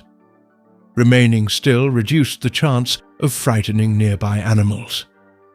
Fish often continue their normal activities when they do not notice danger. Once prey entered striking distance, Spinosaurus could quickly lower its jaws into the water and close them around the fish. At other times, Spinosaurus may have walked slowly through shallow channels. Every careful step disturbed the mud and forced hidden animals to move. Small fish hiding beneath plants or resting near the bottom might suddenly swim away after being disturbed. Their movement would immediately attract the attention of the waiting predator. Quick bites could capture several animals during a single hunting trip. Some parts of the river were deeper and moved more slowly. Large fish often stayed in these quiet pools because food was plentiful there. Fallen trees, underwater branches, and thick groups of water plants created safe places where fish gathered. Spinosaurus probably visited these locations often because they offered many opportunities for successful hunting. It may have waited patiently near these areas until prey came within reach. The shape of the skull also helped while searching for food. The eyes were placed higher on the head than in many other meat-eating dinosaurs. This position may have allowed Spinosaurus to keep much of its head close to the water while still watching both above and below the surface. Good vision was important for finding moving prey. Even a brief flash from the scales of a swimming fish could reveal its location. Some studies suggest that small openings near the front of the snout contain nerves that help detect movement in the water. Similar structures exist in some modern animals that spend much of their lives hunting aquatic prey. If Spinosaurus possessed this ability, it could have sensed the movement of fish even when the water was cloudy or when visibility was poor because of stirred-up mud. Rivers often become cloudy after heavy rain or when many animals move through shallow water. The ability to detect movement without depending only on sight would have been valuable. Fish formed a major part of the diet, but they were probably not the only source of food. Rivers attracted many animals, and every visit to the water created opportunities for hunting. Smaller dinosaurs sometimes approached the river to drink. Young animals were especially vulnerable because they had less experience recognizing danger. If one came close enough, Spinosaurus could have attacked quickly. Small reptiles also lived along the riverbanks. Lizards searched for insects among rocks and plants. Turtles rested on logs or sandy banks before slipping into the water when danger appeared. Crocodile relatives waited near the edges of rivers or floated quietly with only parts of their heads above the surface. Some of these reptiles were themselves powerful hunters, while younger individuals could become prey for larger predators. Large amphibians also occupied wetlands and slow-moving water. They hunted insects, worms, fish, and other small animals. These creatures may occasionally have become food for Spinosaurus when the opportunity appeared. A large predator often benefits from taking whatever prey can be caught without wasting too much energy. Bird-like animals and early birds sometimes gathered near rivers to search for fish, insects, seeds, or small animals. Some built nests in nearby trees or on the ground close to the water. Eggs and young birds could become easy meals if discovered. Nests are usually well hidden, but predators that spend much of their lives near rivers have many chances to find them. The riverbanks also supported countless insects. Although insects were too small to satisfy a huge predator, they formed an important part of the food chain. Fish ate insects that landed on the water. Small reptiles hunted insects among plants. Birds collected insects for themselves and their young. Every level of life depended on the rich supply of smaller creatures living around the river. Spinosaurus probably followed places where fish gathered in large numbers. Seasonal changes may have influenced the movement of aquatic animals. During wetter periods, rivers expanded across nearby land. Fish spread into newly flooded areas where food became available. During drier periods, water became concentrated in deeper channels and pools. Fish crowded together in these remaining areas, making hunting easier for large predators. Floods changed the shape of rivers over time. Strong water currents carried sand, mud, and fallen trees downstream. New channels formed while older ones became blocked. Small lakes sometimes developed beside the main river after floodwaters retreated. These changing conditions constantly created new habitats for fish and other animals. Spinosaurus probably explored different parts of its environment as these changes occurred. Large fish living in these rivers included species covered with heavy scales that protected much of their bodies. Some possessed thick armor that made them difficult to injure. Catching such prey required powerful jaws and a firm grip. Instead of slicing flesh immediately, Spinosaurus likely relied on holding tightly until the struggling animal became weak enough to swallow or tear apart. Some fish reached impressive sizes. Catching one large fish may have provided enough food for many hours. However, large prey also fought back with powerful tails and strong bodies. A struggling fish could create violent splashes and attempt to escape into deeper water. Spinosaurus needed strength as well as quick reactions to complete such a hunt successfully. Smaller fish were much easier to catch, but provided less food. A hungry Spinosaurus may have captured many smaller fish during a single day. Constant feeding would have helped maintain the enormous amount of energy needed to support such a large body. Living near water where prey was abundant reduced the need to travel long distances searching for food. The long neck gave the head flexibility while hunting. It allowed the jaws to move into different positions without requiring the whole body to shift. Sudden movement of only the head reduced disturbance in the water before an attack. This helped keep prey unaware until the final moment. Its arms may also have played a role during feeding. Although the jaws performed most of the catching, strong arms with large claws could help secure struggling prey after capture. They may have held larger animals while pieces of meat were pulled away with the jaws. The claws also provided protection during fights with dangerous prey. Hunting carried risks. Large fish often possessed sharp fins or strong scales. Crocodile relatives defended themselves with powerful bites. Other meat-eating dinosaurs sometimes visited the same rivers. Every attempt to obtain food involved some level of danger. Injuries could become serious if they affected the ability to hunt later. Competition for food probably existed wherever many predators shared the same environment. Rivers attracted fish and fish attracted hunters. Different predators likely focused on different kinds of prey depending on their size, body shape, hunting abilities, and preferred habitats. This reduced direct conflict in many situations, although encounters certainly happened. Spinosaurus may have defended productive fishing areas from other large predators. A section of river rich in fish represented an important source of food.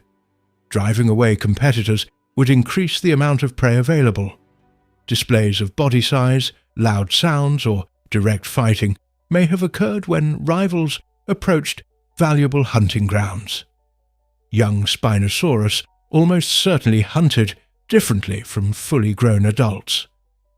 Small individuals could not overpower the largest fish or other sizable prey. They probably fed on smaller fish, insects, amphibians, and tiny reptiles living in shallow water. As they grew larger, they gradually became capable of catching increasingly larger animals. Learning to hunt required practice. Young predators likely missed many attempts before becoming successful. Fast fish escaped quickly if attacks were poorly timed. Every hunting trip provided experience that improved future success. Over time, young Spinosaurus developed the strength, speed, and skill needed for adult life. Weather influenced hunting conditions. Calm days allowed clearer water in many places. Fish could be seen more easily beneath the surface. After storms, rivers often became muddy because flowing water carried soil into the channels. Visibility decreased, forcing predators to depend more on other senses and patient searching. The amount of sunlight also affected river life. Early morning and late afternoon often brought cooler temperatures. Many fish became more active during these times. At the hottest part of the day, some fish moved into deeper water where temperatures remained lower. Spinosaurus probably adjusted its hunting behavior according to these daily changes. Plants growing along riverbanks played an important role in supporting prey. Their roots helped hold soil together and reduced erosion in many places. Branches hanging over the water created shade where fish gathered. Fallen leaves became food for tiny organisms, which were eaten by insects and other small creatures. These smaller animals then became food for larger fish. Water plants provided hiding places for young fish. Thick stems and leaves protected them from many predators. However, these same hiding places could trap fish if a large hunter approached carefully. Spinosaurus may have searched among dense plant growth because prey often concentrated there. Sandbars and muddy banks created resting places for many animals. Turtles climbed onto sunny banks to warm themselves. Crocodile relatives rested before returning to the water. Small dinosaurs approached cautiously to drink. Every gathering increased the chance that Spinosaurus might find another meal besides fish. The rivers also contained shellfish and other water animals living on the bottom. While these creatures probably formed only a small part of the diet, they added to the rich variety of life supported by freshwater habitats. Healthy rivers contained many connected food sources that allowed large predators to survive. Sometimes animals died naturally near the river. Disease, injury, old age, floods, or attacks from other predators left bodies along the banks or floating in the water. Spinosaurus may have eaten some of these remains when encountered. Feeding on already dead animals reduced the effort needed to obtain food and prevented useful nutrients from being wasted. The sense of smell likely helped locate both living prey and animal remains. Air carried scents across the landscape, especially near water where many animals gathered. Detecting the smell of fresh meat could lead Spinosaurus towards an easy feeding opportunity. The structure of the teeth suggests that swallowing prey whole may have happened with smaller animals. Large fish might have been positioned carefully before being swallowed headfirst. This reduced the chance of fins catching inside the throat. Many modern fish-eating animals handle prey in similar practical ways because the direction of fins affects swallowing. Large prey could require repeated bites before being eaten completely. Strong neck muscles helped pull flesh from bones. Powerful jaw muscles maintained a secure grip while struggling animals attempted to escape. Every successful feeding supplied valuable protein, fat, minerals, and energy needed for continued growth and survival. Spinosaurus probably spent many hours each day searching for food. Even when not actively attacking prey, it remained alert for movement along the water. Rivers constantly changed as animals entered and left the area. New opportunities appeared throughout the day. Different parts of the river offered different hunting conditions. Fast-moving channels carried fish that preferred flowing water. Quiet backwaters contained species suited to calm conditions. Deep pools sheltered larger animals during dry periods. Flooded forests created temporary feeding grounds after heavy rain. Spinosaurus likely moved between these habitats according to where prey was most plentiful. The edges of rivers were especially busy because land animals and aquatic animals met there. Herbivorous dinosaurs visited for drinking water. Small mammals searched for seeds and insects among plants. Reptiles hunted frogs and fish. Birds flew overhead looking for food. This constant activity made riverbanks important places for predators. Freshwater ecosystems depended on healthy water. Flowing rivers carried oxygen needed by fish and many other aquatic creatures. Decaying plants released nutrients that supported tiny living organisms. These tiny organisms became food for larger animals. Step by step, energy passed through many different forms of life until reaching large predators such as Spinosaurus. Changes in water level influenced the success of hunting. Rising water allowed fish to spread into new places, making them harder to locate. Falling water trapped fish in shrinking pools where predators could catch them more easily. Seasonal changes therefore affected the amount of food available at different times. Long periods without rain could reduce river size. Smaller pools became crowded, with fish competing for limited space and oxygen. Although these conditions were difficult for the fish, they often created excellent feeding opportunities for predators waiting nearby. Heavy rainfall produced different challenges. Strong currents carried branches, logs, and floating plants through the river. Fish sometimes moved into flooded forests where predators had more difficulty reaching them. Water also became cloudier, making hunting by sight less effective. Spinosaurus probably learned the parts of the river where prey appeared most often. Familiar routes may have been travelled repeatedly. Returning to successful hunting locations increased the chance of finding food again. Knowledge of the landscape became valuable through daily experience. The large sail rising from its back may have remained visible above tall grasses or shallow water while moving through wetlands.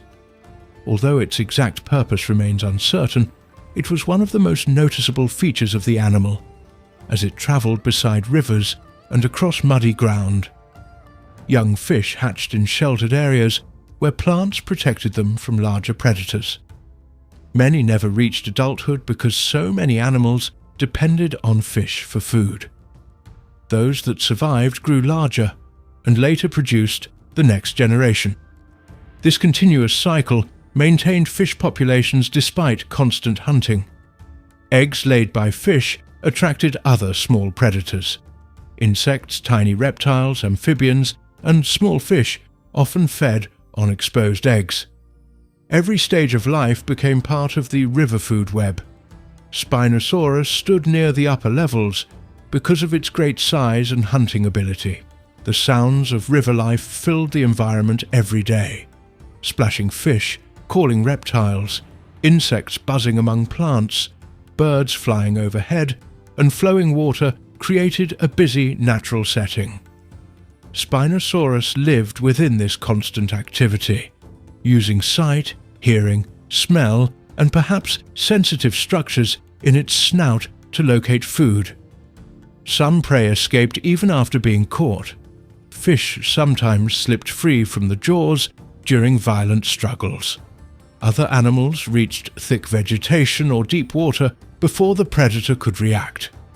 Hunting never guaranteed success. Every missed opportunity required another attempt. Large predators needed patience. Waiting quietly beside water often produced better results than constant movement. Animals approaching the river became less cautious when no danger seemed present. Remaining calm until the right moment increased the chance of catching prey. Energy management was important for survival. Chasing prey over long distances wasted strength and reduced hunting efficiency. Quick attacks launched from short distances required less effort while producing higher chances of success. Rivers offered many situations where prey naturally approached close enough for sudden strikes. The variety of prey available reduced dependence on only one food source. Fish remained the main target, but reptiles, young dinosaurs, amphibians, birds, eggs, small mammals, and animal remains all represented possible meals when opportunities appeared. This flexible feeding behavior helped support survival in an environment where food availability changed with weather, water levels, and seasonal conditions. The river system supported one of the richest ecosystems of the Cretaceous period. Countless living things depended on the water for drinking, breeding, feeding, and shelter. Spinosaurus occupied an important place within this environment because it helped control populations of many prey animals, while relying on the steady supply of life that the rivers produced day after day. Growth, reproduction, and the life cycle of Spinosaurus began long before a young animal walked along the edges of rivers or searched for food in shallow water. Like every dinosaur, Spinosaurus started its life inside an egg. No complete Spinosaurus egg has ever been discovered, and no nest that can be confirmed as belonging to this dinosaur has been found. Even without these direct discoveries, scientists can study many other dinosaur fossils and living reptiles and birds to understand how Spinosaurus most likely reproduced and raised new generations. Some details remain uncertain because the fossil record is incomplete, but many basic ideas are supported by what is known about dinosaur biology. Spinosaurus lived during the Cretaceous period, more than 90 million years ago, in parts of North Africa that were filled with rivers, lakes, wetlands, and green plant life. These environments gave many animals places to feed, hide, and reproduce. The changing seasons would have affected the amount of water in rivers, the growth of plants, and the movement of fish and other animals. These seasonal changes probably also affected when Spinosaurus reproduced, because successful breeding depended on having enough food for both adults and their young.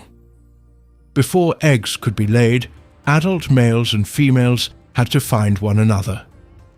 Scientists do not know exactly how this happened because no fossil preserves this behavior. It is possible that adult Spinosaurus used sounds, body movements, or physical displays to attract mates. The large sail on the back of Spinosaurus may have played some part in communication between members of the same species.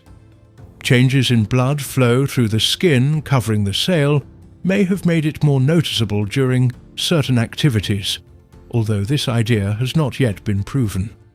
The sail may also have helped animals recognize others of the same species from a distance in the wide river systems where they lived. Male and female Spinosaurus were probably fully grown before they reproduced. Growing to full size would have taken many years. During this time, the body continued developing, bones became stronger, muscles increased in size, and the reproductive organs reached maturity. Young animals would not have been ready to produce offspring until these changes were complete. When a male and female successfully mated, the female developed eggs inside her body. Like modern reptiles and birds, Spinosaurus almost certainly laid eggs instead of giving birth to live young. The eggs would have been protected by hard or partly hard shells that allowed the growing embryos to develop while reducing water loss. Inside each egg, the developing baby received food from a yolk. The yolk contained the nutrients needed for growth before hatching. Finding a safe place to lay eggs was probably one of the most important parts of reproduction. A nesting place had to provide protection from floods, predators, and changing weather. The female may have chosen soft ground that could be shaped into a nest. Some dinosaurs dug shallow holes in the ground before laying eggs. Others arranged plant material around the eggs. Since no confirmed Spinosaurus nest has been found, the exact method remains unknown. The rivers of North Africa could rise and fall with seasonal rainfall.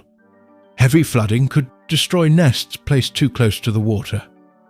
Dry conditions could also create problems if eggs became too hot or lost too much moisture. Because of these dangers, females probably selected nesting areas that balanced safety with access to food and water. Slightly higher ground near river systems may have offered suitable conditions. A female Spinosaurus likely laid several eggs during one nesting event. Scientists cannot say exactly how many, because no complete clutch has been discovered. Other large dinosaurs often laid many eggs at one time. Producing several eggs increased the chance that at least some young would survive, even if others were eaten or damaged. After the eggs were laid, there is still uncertainty about how much parental care Spinosaurus provided. Some dinosaurs stayed near their nests and protected them from predators. Others may have left soon after laying eggs. Modern crocodiles guard nests closely and help their young reach the water after hatching. Many birds spend long periods protecting eggs and feeding their young. Since birds are living dinosaurs, they provide useful clues, but Spinosaurus may have behaved differently from both birds and crocodiles. If Spinosaurus guarded its nest, the adult would have needed to remain alert for long periods. Smaller meat-eating dinosaurs, mammals, turtles, crocodiles, large fish and other animals may have tried to eat the eggs. Protecting a nest required time and energy. Adults also needed to continue feeding to maintain their own strength. The eggs developed over time as the embryos grew. Inside each shell, bones slowly formed, muscles developed, organs became functional, and the body took shape. Tiny teeth appeared before hatching because young Spinosaurus needed them soon after leaving the egg. The developing embryo gradually used the nutrients stored in the yolk until little remained. As the baby became larger, the space inside the egg became limited. Shortly before hatching, it probably used a special temporary structure known as an egg tooth. This small point helped break the shell from the inside. Many modern reptiles and birds use a similar structure. After hatching, the egg tooth eventually disappeared because it was no longer needed. A newly hatched Spinosaurus would have been much smaller than its parents. Even though it belonged to one of the largest meat-eating dinosaurs known, it began life as a tiny animal with many dangers surrounding it. Its bones were still growing, its muscles were not fully developed, and its body lacked the strength and experience of an adult. The first days after hatching were probably the most dangerous period of life. Young animals faced many predators: large fish, crocodile relatives, meat-eating dinosaurs, and other hungry animals could easily catch small hatchlings. Many young probably did not survive this early stage. If parents remained nearby, they may have offered some protection. Even the presence of a very large adult could discourage some predators. However, adults could not watch every hatchling all the time, especially if many young hatched together. Young Spinosaurus probably stayed close to areas where food was easy to find. Small fish, insects, amphibians, tiny reptiles, and other small animals may have formed much of their early diet. Catching large prey would have been impossible because of their small size and limited strength. As the young animal fed regularly, its body began growing steadily. Growth depended on having enough food, clean water, and good health. Bones lengthened, muscles became stronger, and the skull increased in size. The jaws slowly developed the strength needed for handling larger prey. The teeth of young Spinosaurus were replaced throughout life. Like many reptiles, lost or damaged teeth were replaced by new ones growing beneath them. This continuous replacement allowed the animal to keep feeding even after teeth became worn or broken. Fish scales, bones, and other hard materials could damage teeth over time. Bone growth provides valuable information about how fast dinosaurs developed. Scientists study thin slices of fossil bones under microscopes. These slices often show growth marks formed during different stages of life. Some marks may represent slower growth during difficult seasons when food became less available. By counting these marks and studying their spacing, researchers can estimate the age of individual animals. Studies of dinosaur bones suggest that many large dinosaurs experience periods of rapid growth while young. During these years, body size increased quickly. This rapid growth helped reduce the amount of time that young animals remained small and highly vulnerable to predators. Spinosaurus probably experienced similar periods of active growth. A steady supply of fish and other prey would have supported this development. Rivers filled with food provided important resources for growing individuals. As the body became larger, hunting skills also improved. Young animals needed practice to catch moving prey. Every successful hunt helped improve coordination, timing, and experience. Mistakes became valuable lessons that increased survival over time. The long snout of Spinosaurus changed as it grew. The skull became larger, stronger, and more capable of handling bigger prey. Muscles connected to the jaws became more powerful. The sense organs in the skull also developed further, helping detect movement in water. The arms and large claws remained useful throughout growth. Young animals may have used them to hold struggling prey, dig through soft ground, or steady themselves while moving across muddy riverbanks. As muscles became larger, the strength of the arms increased. The legs also changed during growth. The bones lengthened and thickened, allowing the animal to support increasing body weight. Muscles around the hips and legs became stronger with regular movement. These changes allowed larger individuals to travel greater distances in search of food. The tail continued growing as well. New fossil discoveries suggest that the tail of Spinosaurus had a deep shape that may have helped movement through water. Young individuals probably became better swimmers as their bodies developed. Swimming skills would have improved with repeated experience in rivers and lakes. Body weight increased greatly during the growing years. Each new layer of bone added strength while supporting greater muscle mass. Internal organs also became larger to meet the needs of the expanding body. The heart pumped blood through an increasingly large body, while the lungs supplied oxygen for active movement. The digestive system changed along with the rest of the body. Larger stomach capacity allowed older animals to eat bigger meals. The intestines processed nutrients needed for continued growth and daily activity. Efficient digestion became important because maintaining such a large body required a steady supply of energy. The brain also continued developing after hatching.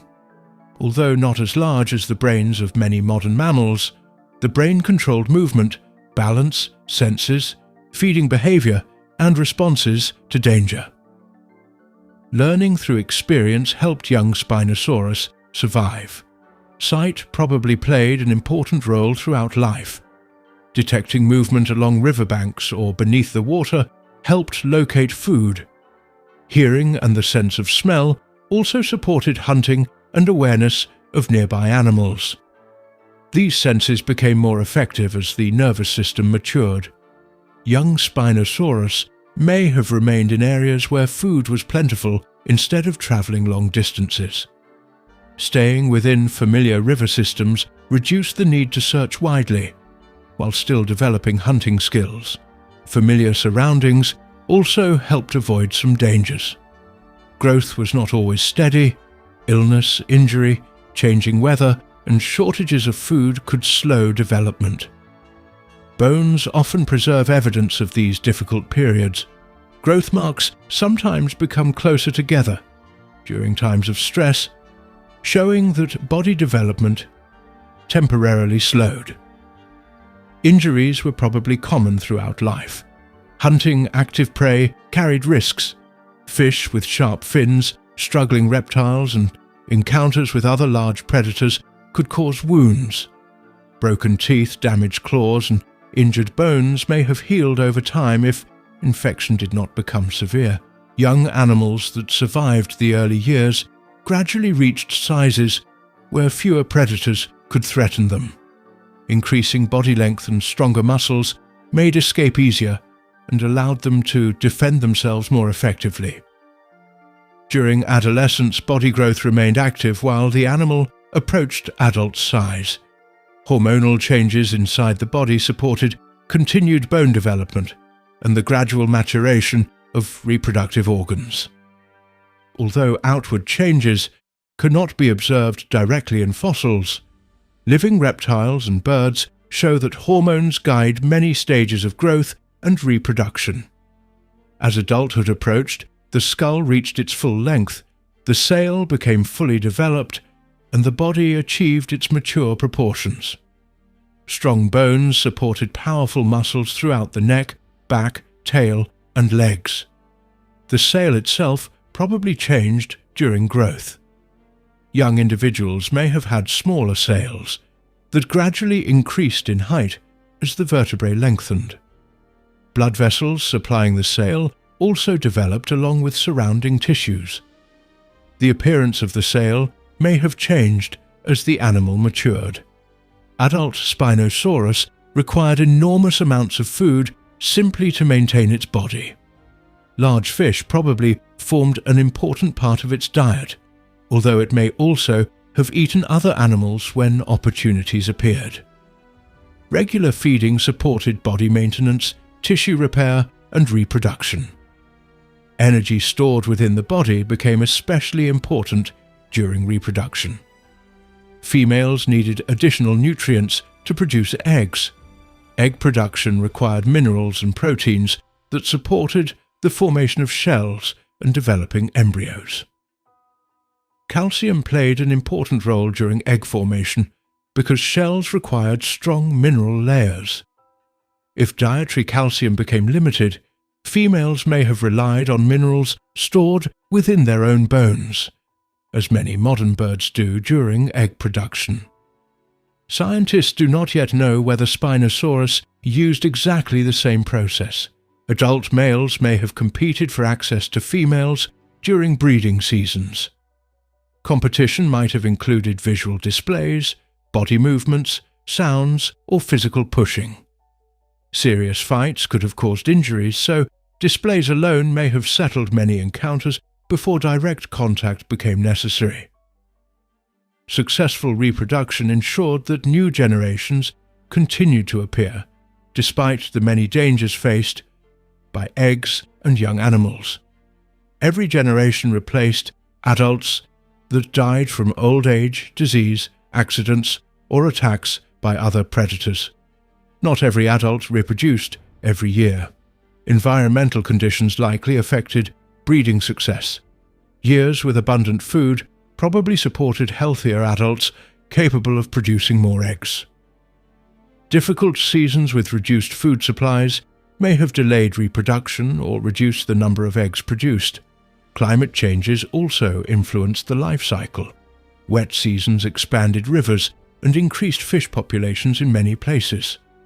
Dry seasons reduced water levels and concentrated fish into smaller areas. These environmental changes affected feeding opportunities throughout the year. Young animals born during favorable conditions probably had greater chances of survival because food was easier to find. Hatchlings born during difficult periods faced greater challenges in obtaining enough nutrition for healthy growth. Disease may have affected Spinosaurus throughout its life. Fossil bones from many dinosaur species preserve evidence of infections, arthritis, healed fractures, and other health problems. Similar conditions likely affected Spinosaurus as well. Some individuals recovered while others may not have survived. Parasites were almost certainly part of the environment.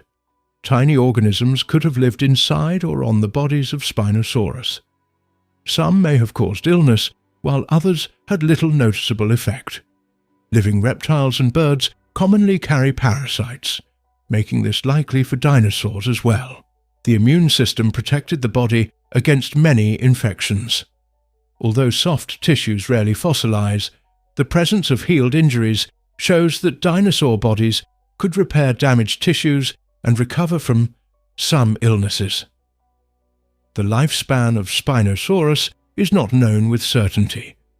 Scientists estimate age by studying fossil bones and their growth marks. Some individuals probably lived for several decades if they survived the dangerous early stages of life. Exact maximum ages remain uncertain because the available fossils are limited. Older adults likely experienced slower growth after reaching full size. Bone tissue became focused more on maintenance and repair than increasing body length. Teeth continued being replaced throughout life, helping maintain feeding ability even during later years. Aging probably brought gradual physical changes. Muscles may have lost some strength, joints may have become less flexible, and old injuries may have caused discomfort. Arthritis has been found in many prehistoric animals, showing that aging affected dinosaurs as well. Even older adults remained important members of the population because they carried experience gained over many years of survival. Their knowledge of feeding areas and seasonal river changes may have influenced daily movements if Spinosaurus showed any social behavior, although evidence for group living remains uncertain. Scientists continue studying fossils to understand whether Spinosaurus usually lived alone or sometimes gathered in small groups. Reproductive behavior could have involved temporary gatherings during breeding seasons, even if adults spent much of the year separately. Fossils have not yet provided a clear answer. The fossil record contains only a tiny part of all the Spinosaurus that ever lived. Most individuals died without leaving fossils. Many bodies decayed completely, while others were scattered by rivers, scavengers, or weather before burial. Only a small number became buried quickly enough for fossilization. Because so few fossils exist, every new discovery has the potential to improve knowledge about growth and reproduction. A future discovery of eggs, nests, embryos, or very young skeletons could answer many current questions about the early life of Spinosaurus. Embryo fossils would provide valuable information about the earliest stages of bone formation, skull development, and body proportions before hatching. Such discoveries have helped scientists understand other dinosaurs, and similar finds for Spinosaurus would greatly expand present knowledge. Juvenile skeletons are also important because they reveal how body shape changed during growth. Differences between young and adult individuals help scientists understand which features appeared early and which developed later. Some bones may look different simply because the animal was young rather than belonging to another species. Careful study allows researchers to separate growth changes from differences between species. This work requires detailed examination of bone structure, size, and shape. Modern technology continues improving the study of dinosaur growth. High-resolution scanning allows scientists to examine internal bone structures without causing unnecessary damage to rare fossils. Digital models help researchers study growth patterns in greater detail. Microscopic examination of fossil bones reveals tiny blood vessel spaces, growth layers, and other structures that cannot be seen with the naked eye. These details improve understanding of how quickly bones formed and how the body changed during different life stages. Chemical studies sometimes provide information about the environment in which dinosaurs lived. Minerals preserved inside fossil bones may contain clues about water sources, climate, and diet during different stages of life. Although these methods cannot answer every question, they continue expanding scientific knowledge. Each fossil discovered adds another piece to the story of Spinosaurus growth. A single tooth from a young individual, part of a developing limb bone, or a fragment of a jaw can provide information about age, feeding, and development. Scientists carefully compare each discovery with previously known fossils to build a clearer picture. The life cycle of Spinosaurus included continuous change from the moment development began inside the egg. Every stage involved different needs, different risks, and different patterns of growth. Eggs depended on safe nesting places. Hatchlings depended on successful feeding and avoiding predators. Juveniles required steady nutrition to support rapid development. Adults needed enough food and good health to reproduce successfully and continue the population. The rivers and wetlands of ancient North Africa shaped every stage of this life cycle. Water influenced nesting locations, food availability, movement, and survival. Fish populations supported growing young as well as fully grown adults. Seasonal environmental changes affected reproduction, growth, and daily life throughout each generation. Although many questions remain unanswered, the available fossils continue providing valuable evidence about how Spinosaurus grew from a small hatchling into one of the largest meat-eating dinosaurs known.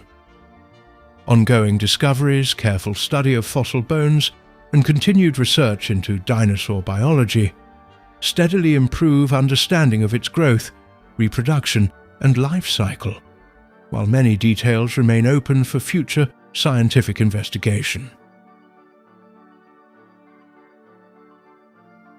Spinosaurus lived during the middle part of the Cretaceous period, a time when northern Africa was very different from the dry deserts that cover much of the region today. Large rivers crossed the land, carrying water across wide floodplains filled with trees, thick plants, marshes, and shallow lakes. Seasonal floods changed the shape of the land and created many places where animals could find food and water. This rich environment supported an amazing variety of living things. Spinosaurus was only one member of a very busy community that included other large dinosaurs, smaller meat-eaters, plant-eating dinosaurs, flying reptiles, crocodile relatives, turtles, fish, sharks, amphibians, insects, and many other forms of life. Every day these animals shared the same land and water while searching for food, raising their young, avoiding danger, and finding places to rest.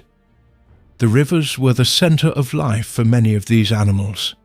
Water attracted living things from every direction.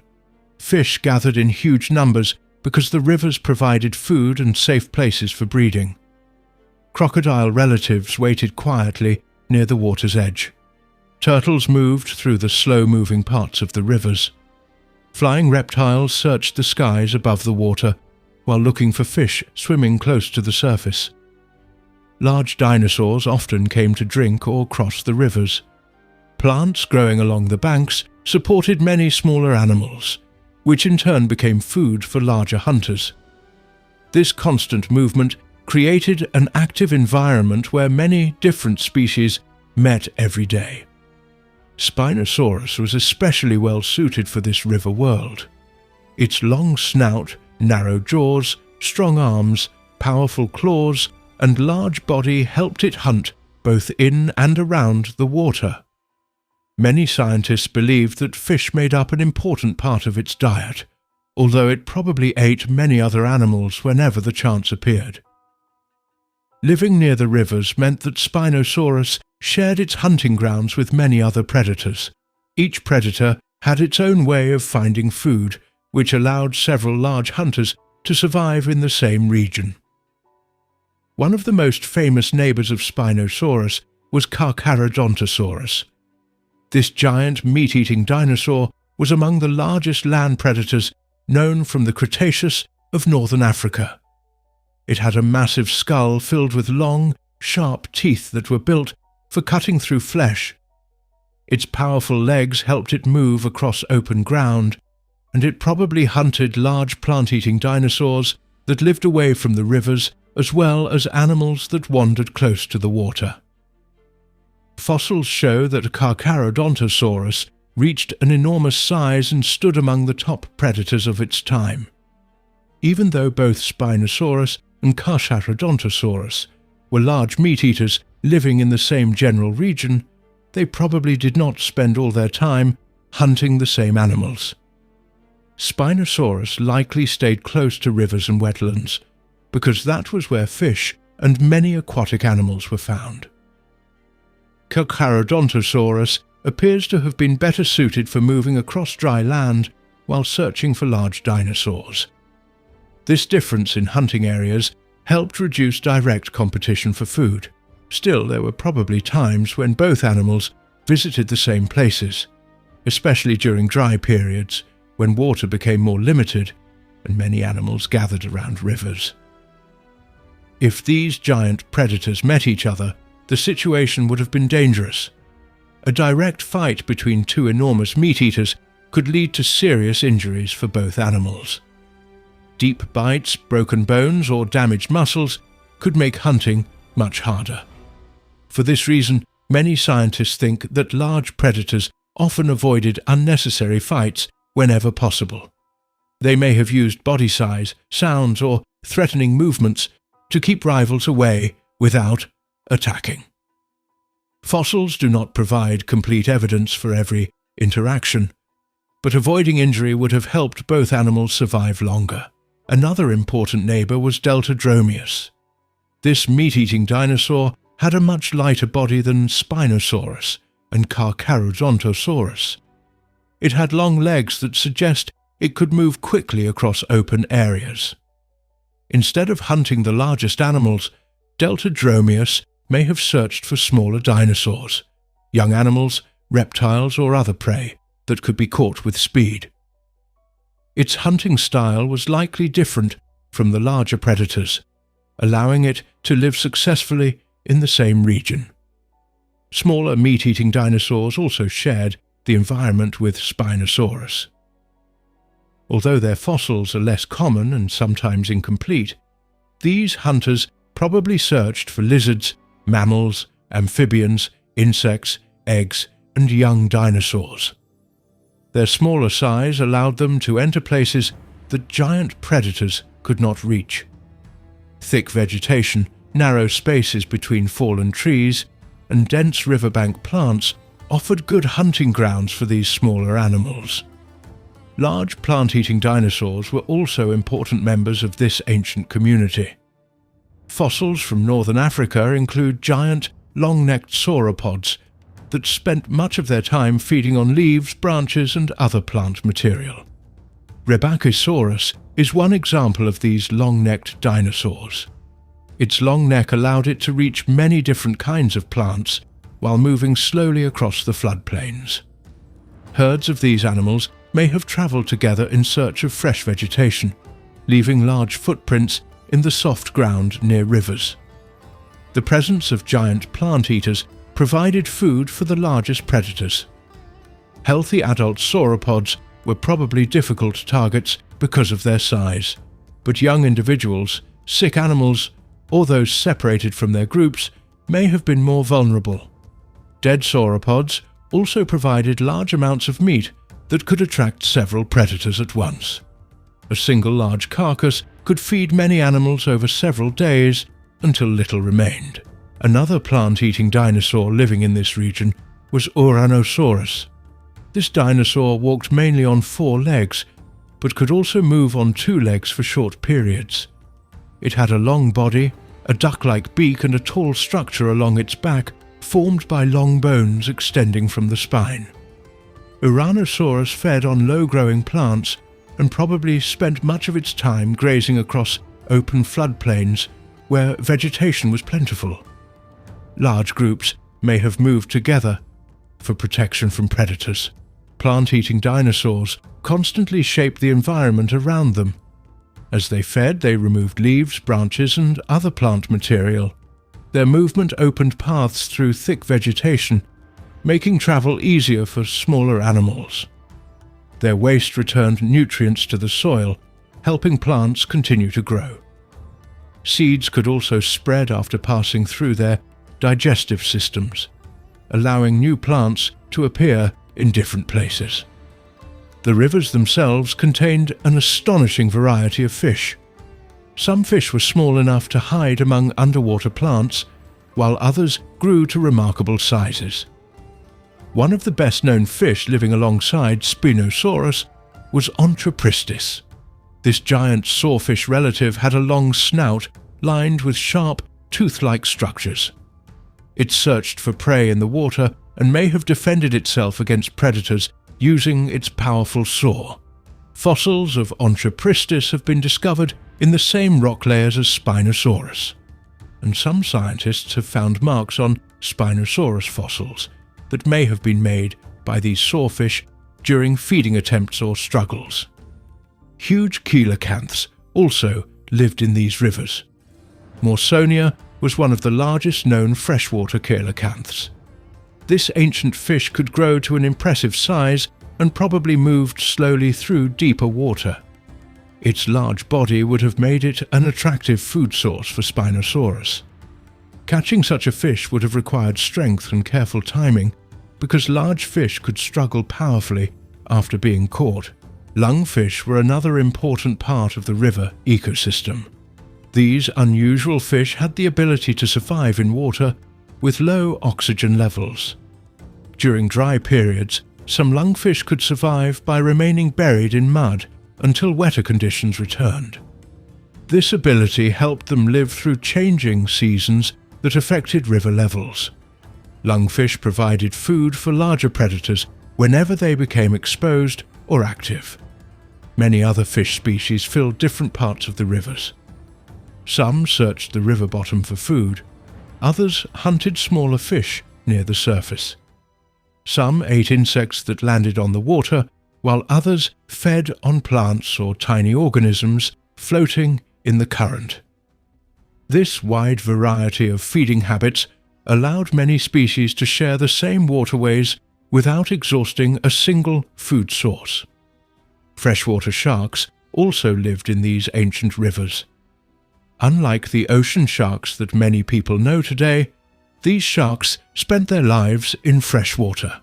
They hunted fish and other aquatic animals, adding another layer of predators to the river ecosystem. Young fish had to avoid attacks not only from larger fish, but also from sharks, crocodile relatives, turtles, and Spinosaurus. The crocodile relatives living beside Spinosaurus were among the most impressive animals in the region.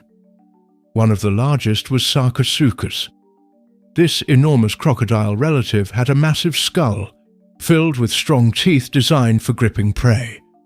It spent much of its time in the water, waiting for animals to come close before attacking.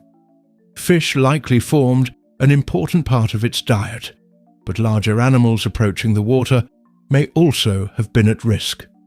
Sarcosuchus shared many of the same rivers as Spinosaurus. Both animals hunted in and around the water, creating the possibility of encounters between two giant predators. A young Spinosaurus might have been vulnerable to attack from a large crocodile relative. Adult Spinosaurus, because of their great size, would have been much harder to challenge. Even so, caution would have been important whenever these powerful hunters occupied the same river. Smaller crocodile relatives also lived throughout the floodplains and marshes.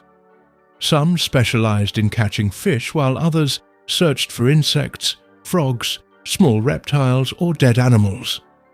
Their wide range of body sizes allowed them to occupy many different habitats. Some remained in permanent rivers, while others lived in smaller streams or seasonal pools created after floods. Turtles were common residents of the rivers and lakes. Their hard shells protected them from many predators, although young turtles remained vulnerable before their shells fully hardened. Some turtles fed mainly on plants, while others ate fish, insects, or dead animals. They moved between water and land to lay eggs, creating another source of food for meat-eating dinosaurs and reptiles that discovered their nests. Amphibians also occupied wet areas throughout the region. Frogs and salamander-like animals lived near ponds, marshes and streams where they hunted insects and other small creatures. Their eggs depended on water, making wetlands especially important for their survival. These small animals formed an important link in the food chain by eating insects and becoming food for larger predators. The skies above the rivers were filled with flying reptiles called pterosaurs.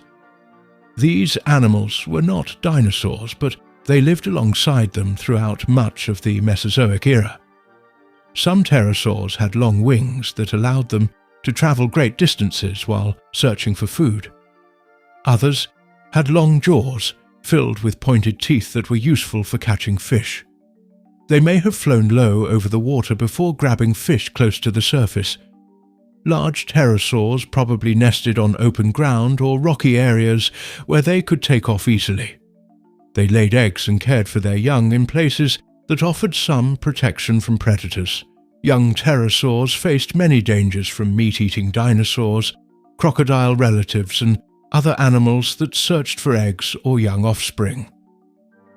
Insects were everywhere in the environment of Spinosaurus. Dragonflies flew above ponds and rivers while hunting smaller insects. Beetles searched among fallen wood and plants. Flies gathered around dead animals. Ants and termites broke down plant material and helped return nutrients to the soil. Mosquitoes and many other insects likely bred in shallow pools left behind after floods. These insects supported many larger animals. Small reptiles, amphibians, birds, mammals, and some fish depended on insects for food. Without this constant supply of tiny animals, many larger species would have struggled to survive. Insects also helped pollinate certain plants and assisted in breaking down dead organic material. Early mammals lived quietly in the shadows of this dinosaur world. Most were small and active during the night. They probably fed on insects, seeds, fruits, eggs, and other small food sources. Living at night helped reduce encounters with many daytime predators. These mammals hid in burrows, hollow logs, thick vegetation, or rock crevices where larger animals could not easily reach them. Lizards and snakes also shared the environment. They hunted insects, small mammals, eggs, frogs, and other reptiles. Some climbed trees while others remained on the ground or near the water. Their small size allowed them to survive in places ignored by the giant dinosaurs. Birds had already appeared by the time Spinosaurus lived. Early birds occupied forests, riverbanks, and open areas where they searched for insects, seeds, and small animals. Their ability to fly allowed them to escape many predators quickly. They built nests in trees, bushes, or sheltered places where eggs and young birds had some protection. Plants supported every part of this ecosystem. Tall conifer trees, ferns, cycads, horsetails, flowering plants, and many other species covered the landscape. Thick forests lined parts of the rivers, while open areas supported lower vegetation. Fallen leaves and branches created shelter for insects, reptiles, and small mammals. Plant roots helped hold riverbanks together and reduce soil loss during floods. Seasonal changes affected all the animals living beside Spinosaurus. During wetter times, rivers expanded across the floodplains, creating many new feeding areas. Fish spread into temporary lakes and marshes. Aquatic plants grew rapidly. Insects multiplied, attracting amphibians and small reptiles. Plant-eating dinosaurs found fresh vegetation across wide areas.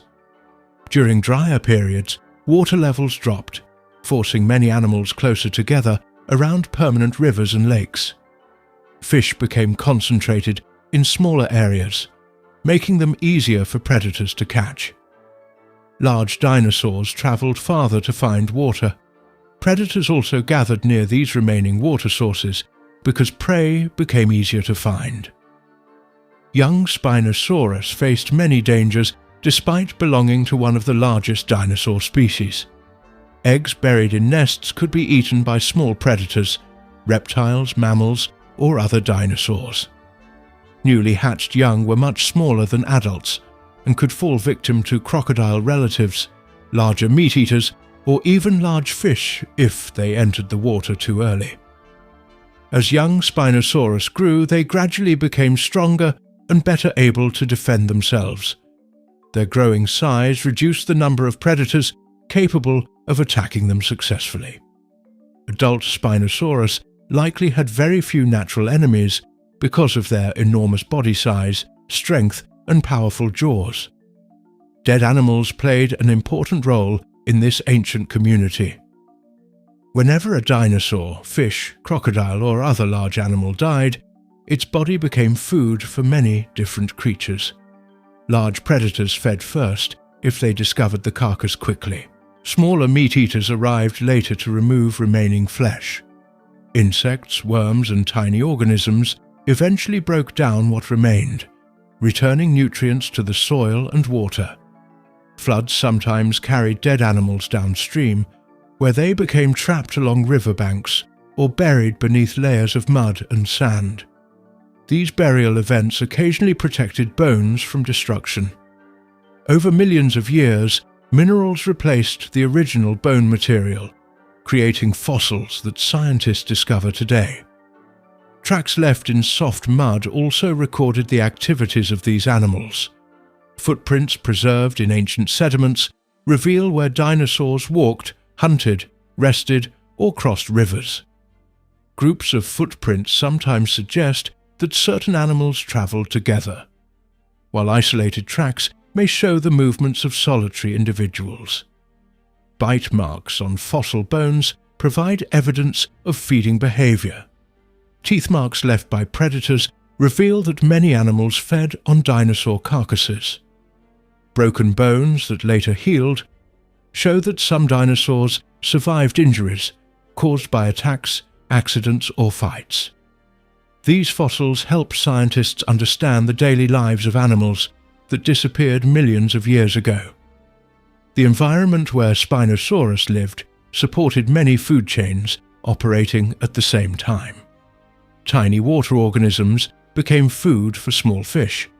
Small fish fed larger fish. Larger fish became prey for Spinosaurus, crocodile relatives, sharks, and pterosaurs.